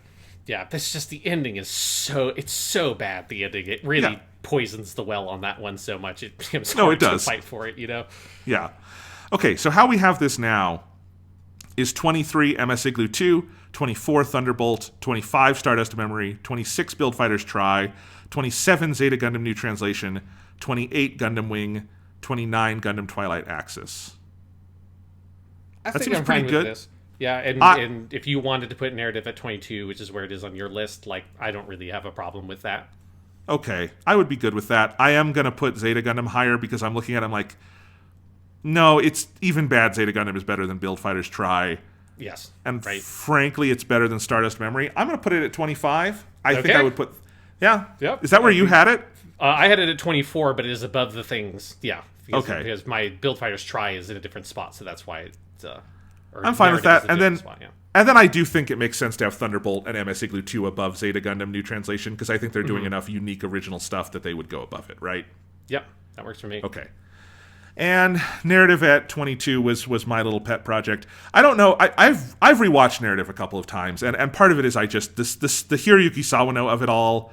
That man can elevate some stuff, and I think Narrative has its messy bits. I totally understand that. I think it's also got a heft to it at the end that I found touching, and I rewatched it recently and found that again. So there you go. Sure. I mean, I haven't watched it since we did the podcast on it because it just didn't impact me. So I'm fine with giving that weight since you watched it more recently. Yeah. There's a block of shows after that on your list that I think are also in this block for me, and that is F91, Age, Gundam X, Build Divers Re-Rise, and Mobile Fighter G Gundam. Let me go check. I think I also have Seed in this category here. You hold Seed in higher estimation than I do. I still like. Yeah, that's fine. I'm fine putting Seed higher than that block. And I have basically, in that block I have all of those and Seed. So let's talk about these 5 next, because those will be the next 5 either way. Because I'm okay putting Seed above F91. And it's so much higher on yours that I think it'll even out to that. But so now we have basically 21, 20, 19, 18, 17 in some order. I'm looking at these. I put F91 at the top of these 5. And I probably put... also. You did too? Okay. Yeah, that makes sense. Because I had F91 one above Build Divers Re-Rise. That was actually a tough one for me, but yes. Okay, so F91 is at the top. Then we have Age, Gundam X, Re-Rise, and G Gundam. I think I have G Gundam one above After War Gundam X, but I'm fine in either order with those. I think one of the questions is where we put Build Divers Re-Rise. You had it in between G Gundam and Gundam X. Yeah. It seems like we both agree with Age being higher than all of those, though. So F91 and then Age makes sense because we both did that. Yeah, that's good for me. Yeah, because I think for me it was a big one for me when I was ranking my list is After War Gundam X or Re-Rise better, and I ultimately went on After War Gundam X, but I would be fine with flipping those if that's something you feel strongly about. I think I do, and I'm okay with putting Mobile Fighter G Gundam at the bottom of these because I know you. Not that you want to bash that show. I just mean I know that's a.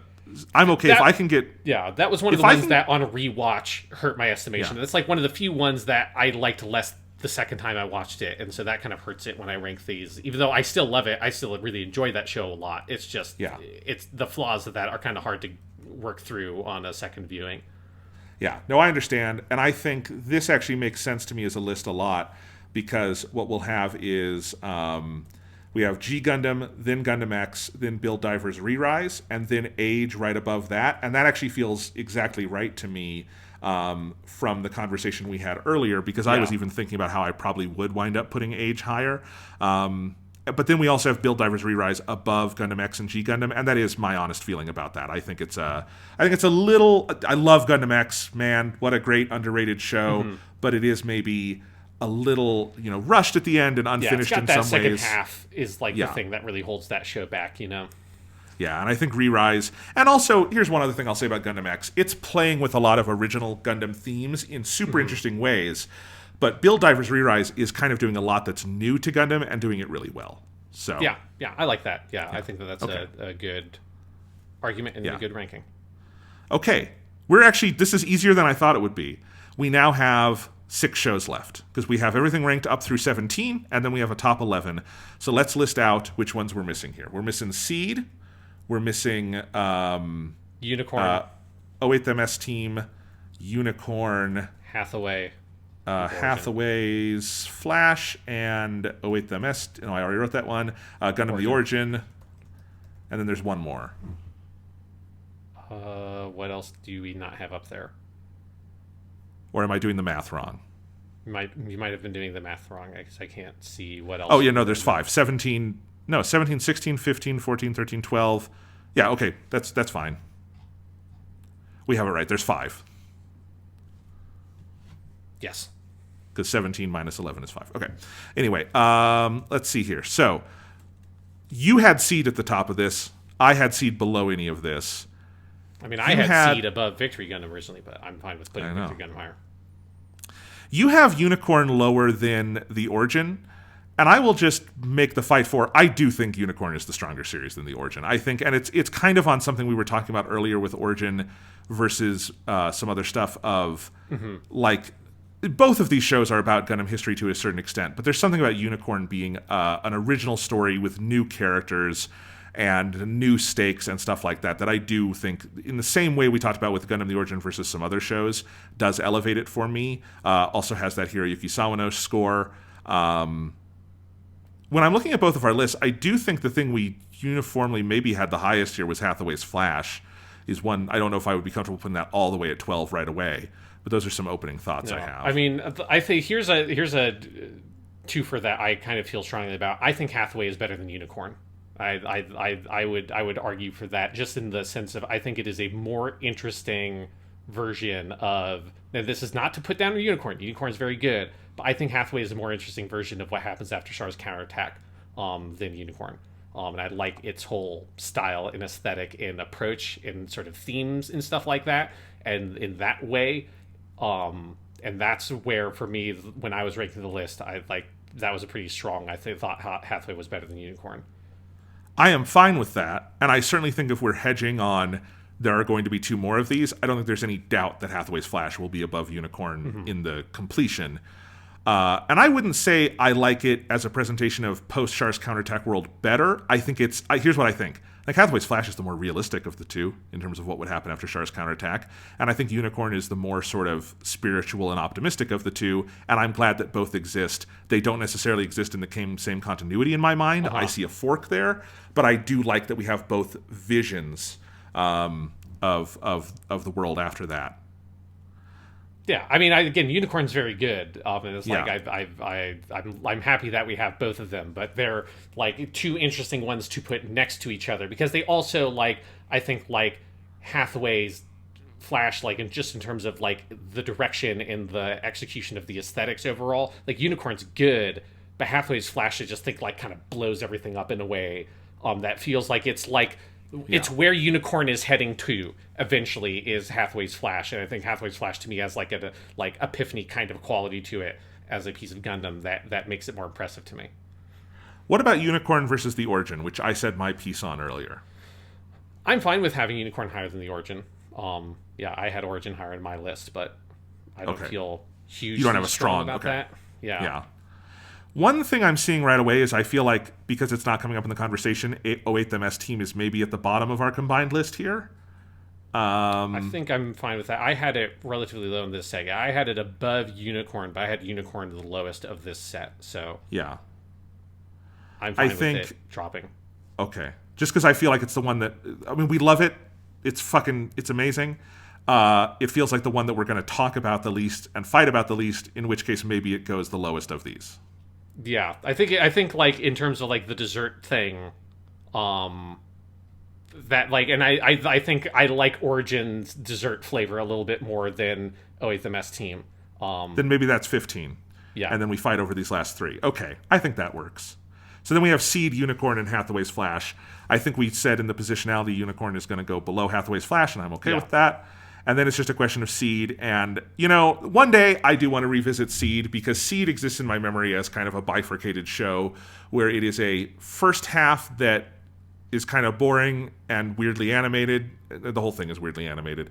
And then it blows up into one of the most compelling Gundam shows ever. And so I kind of put it in the same zone as like an Age or a Re-Rise or a Gundam X or something like that. You put it much more near the top of the pile. And obviously it's going to end up closer to that here. But do you want to say your piece about Seed?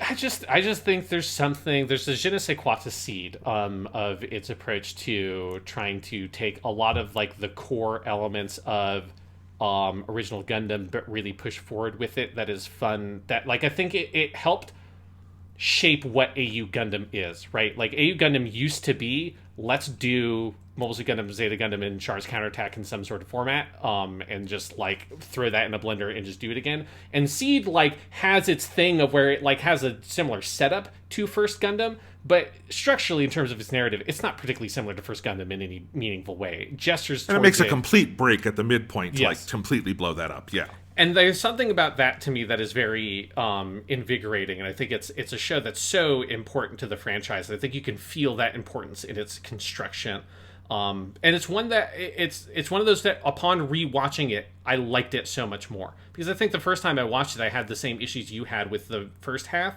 but when rewatching it, I think it was easier to see like what they were doing with Kira's character, particularly what they're doing with Lacus, which I think Lacus is like a really tricky character that is hard to get like your like mind around early on until they do the big reveal that like, oh, she's actually kind of masterminding this thing, right, for the good guy's side. She is the one who's manipulating the scenario to try to find a way out of this war.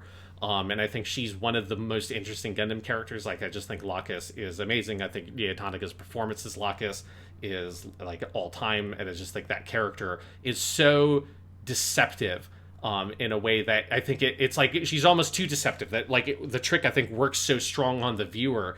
You're not aware of like all the things they're sort of setting up in the background, showing that what she's doing is very deliberate, showing that she's basically pulling like a Columbo. You know, she's acting the like weird, oh, where am I? What's going on? Like kind of the ditzy thing, but really she's poking and prodding and pushing things in the way she needs it to go. So I think just like Seed is a much smarter show than most Gundam fans give it credit for, because I think most Gundam fans look at it as like they put a bunch of like early 2000s anime teen drama in my Gundam, and it has that stuff, and I like that stuff for what it is. You know, I also think it gets credit for being a Gundam show that actually has like the main character have sex. You know, like it deals with that stuff very directly. It's not afraid to sort of write around those ideas. It's not afraid to write around the more adolescent and sort of like sexual qualities of adolescence that the protagonists have, that like a lot of other Gundam stuff has to be more sort of secretive of, or sort of like suggestive of, without actually just going for it. So that kind of teen drama element of it, I actually like quite a bit of Seed. But the thing that I love most about it is that I think it's a very smart show that knows exactly what it's doing. It knows exactly what blocks it's setting up. Like, is it perfect? No. It's got all the weird flashbacks. It's got that early 2000s anime style that is not particularly flattering, particularly now. It has aged hugely terribly in a visual sense. but it's got a kick-ass soundtrack, and it's got a very wicked smart story that to me kind of like made the floor through which shows like Double O Gundam and Iron Blooded Orphans would be able to take off and help evolve the Gundam series and the franchise in a totally different direction.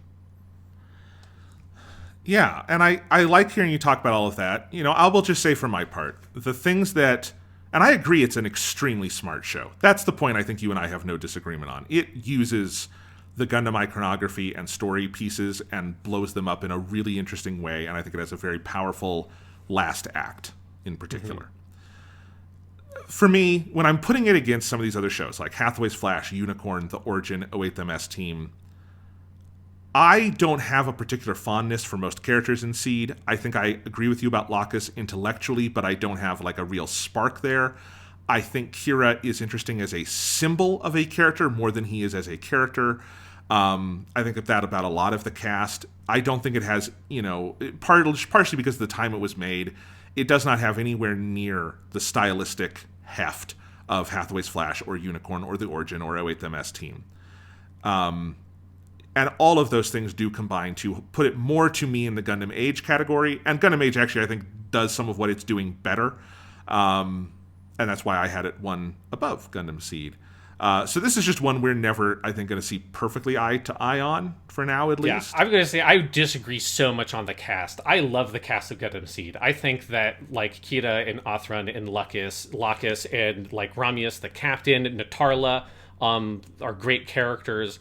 Izak, the Tomokazu Seki character on Othran's side, is a super memorable character. I think that they're super memorable. Like, I love all the random characters. It's, to me, one of the best crews and one of the best, like, post-original, like, set of Gundam stuff, post-Tomino kind of Gundam, like, ship and crew and, like, a full cast of characters and, like, Mu Laflaga. And it's like, you gotta put the Seed Destiny out of mind, right? Because it's like, Seed Destiny takes all those characters and fucks them. I understand. That's not Seed's fault.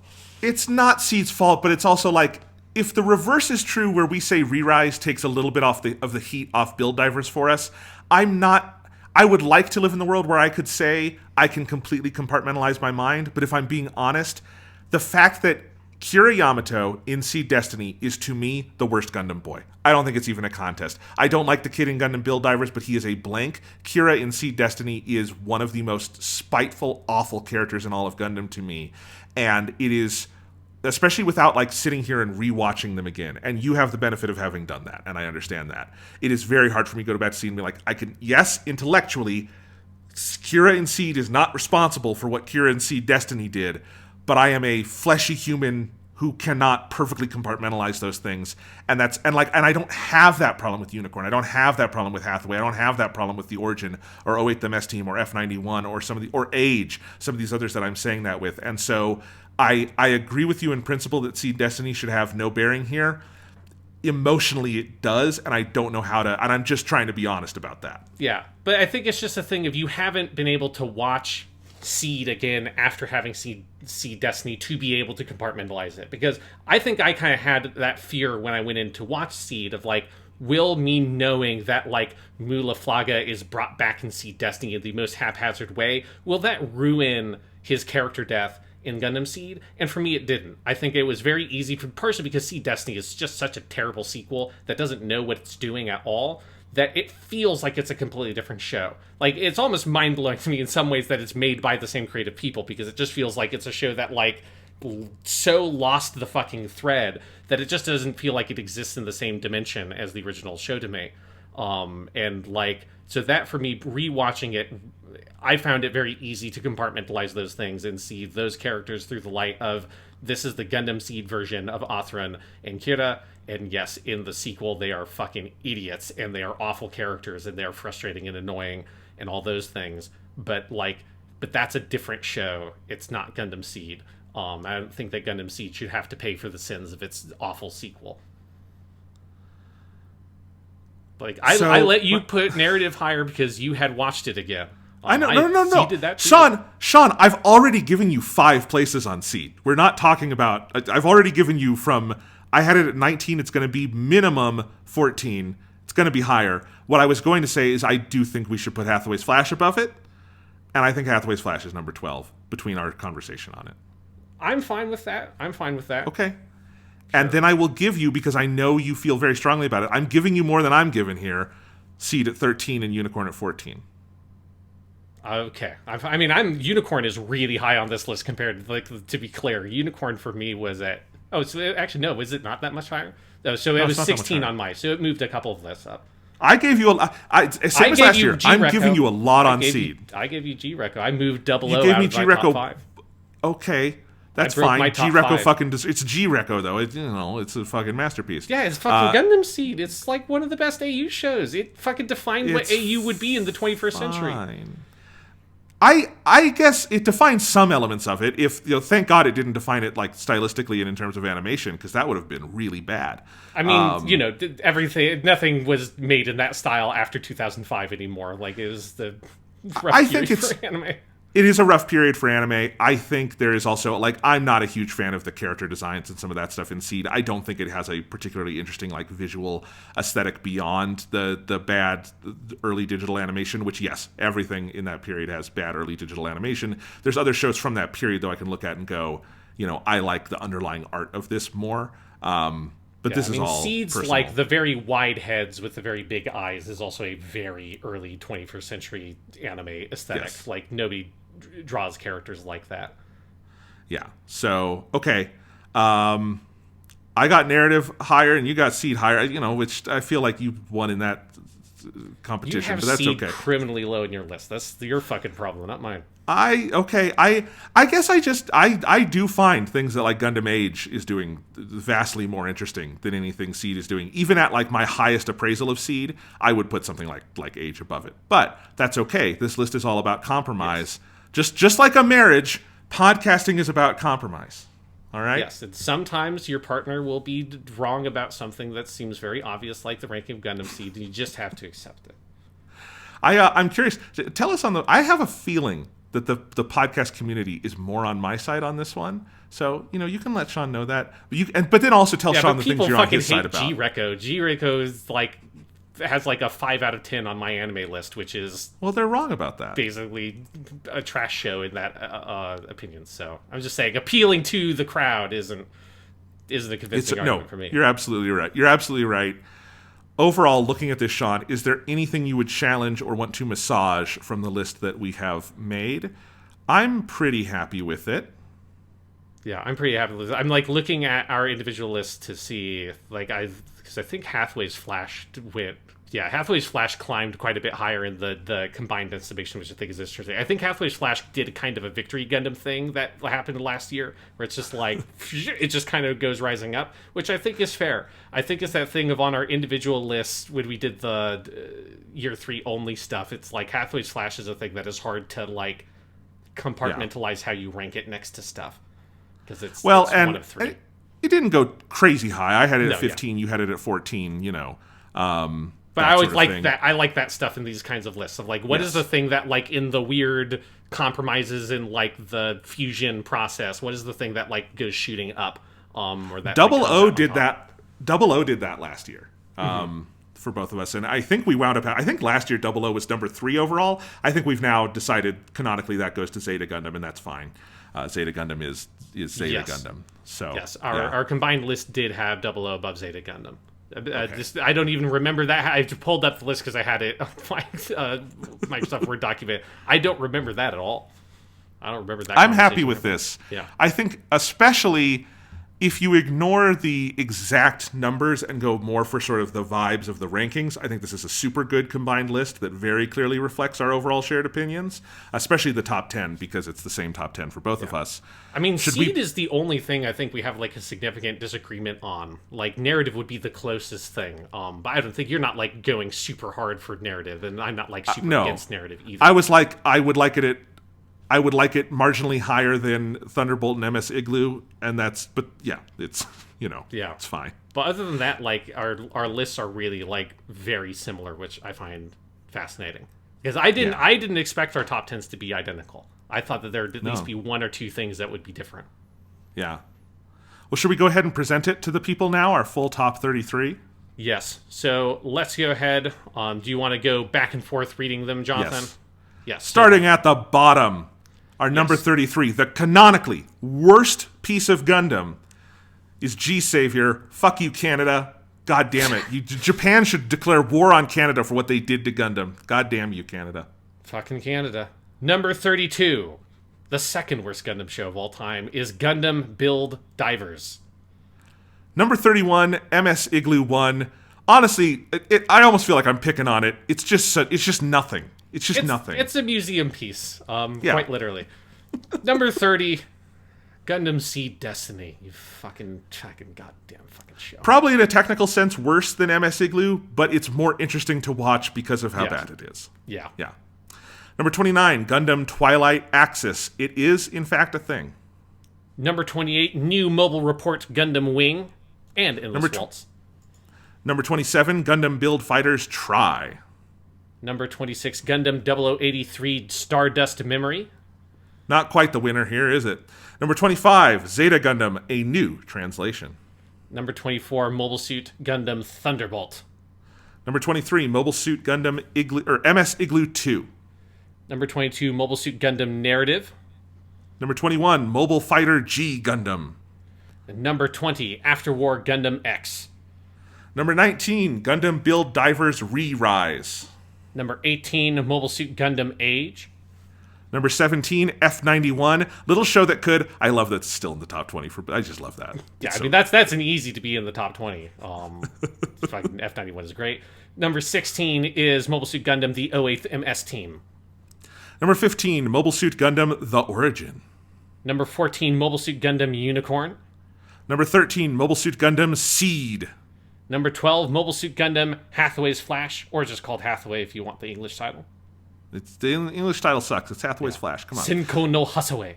That's the proper title. That is the real title. That's a good title. Number 11, Mobile Suit Victory Gundam. Number 10, Mobile Suit Gundam Double Zeta. Number 9, Gundam 0080 War in the Pocket. Number 8, Mobile Suit Gundam Iron-Blooded Orphans.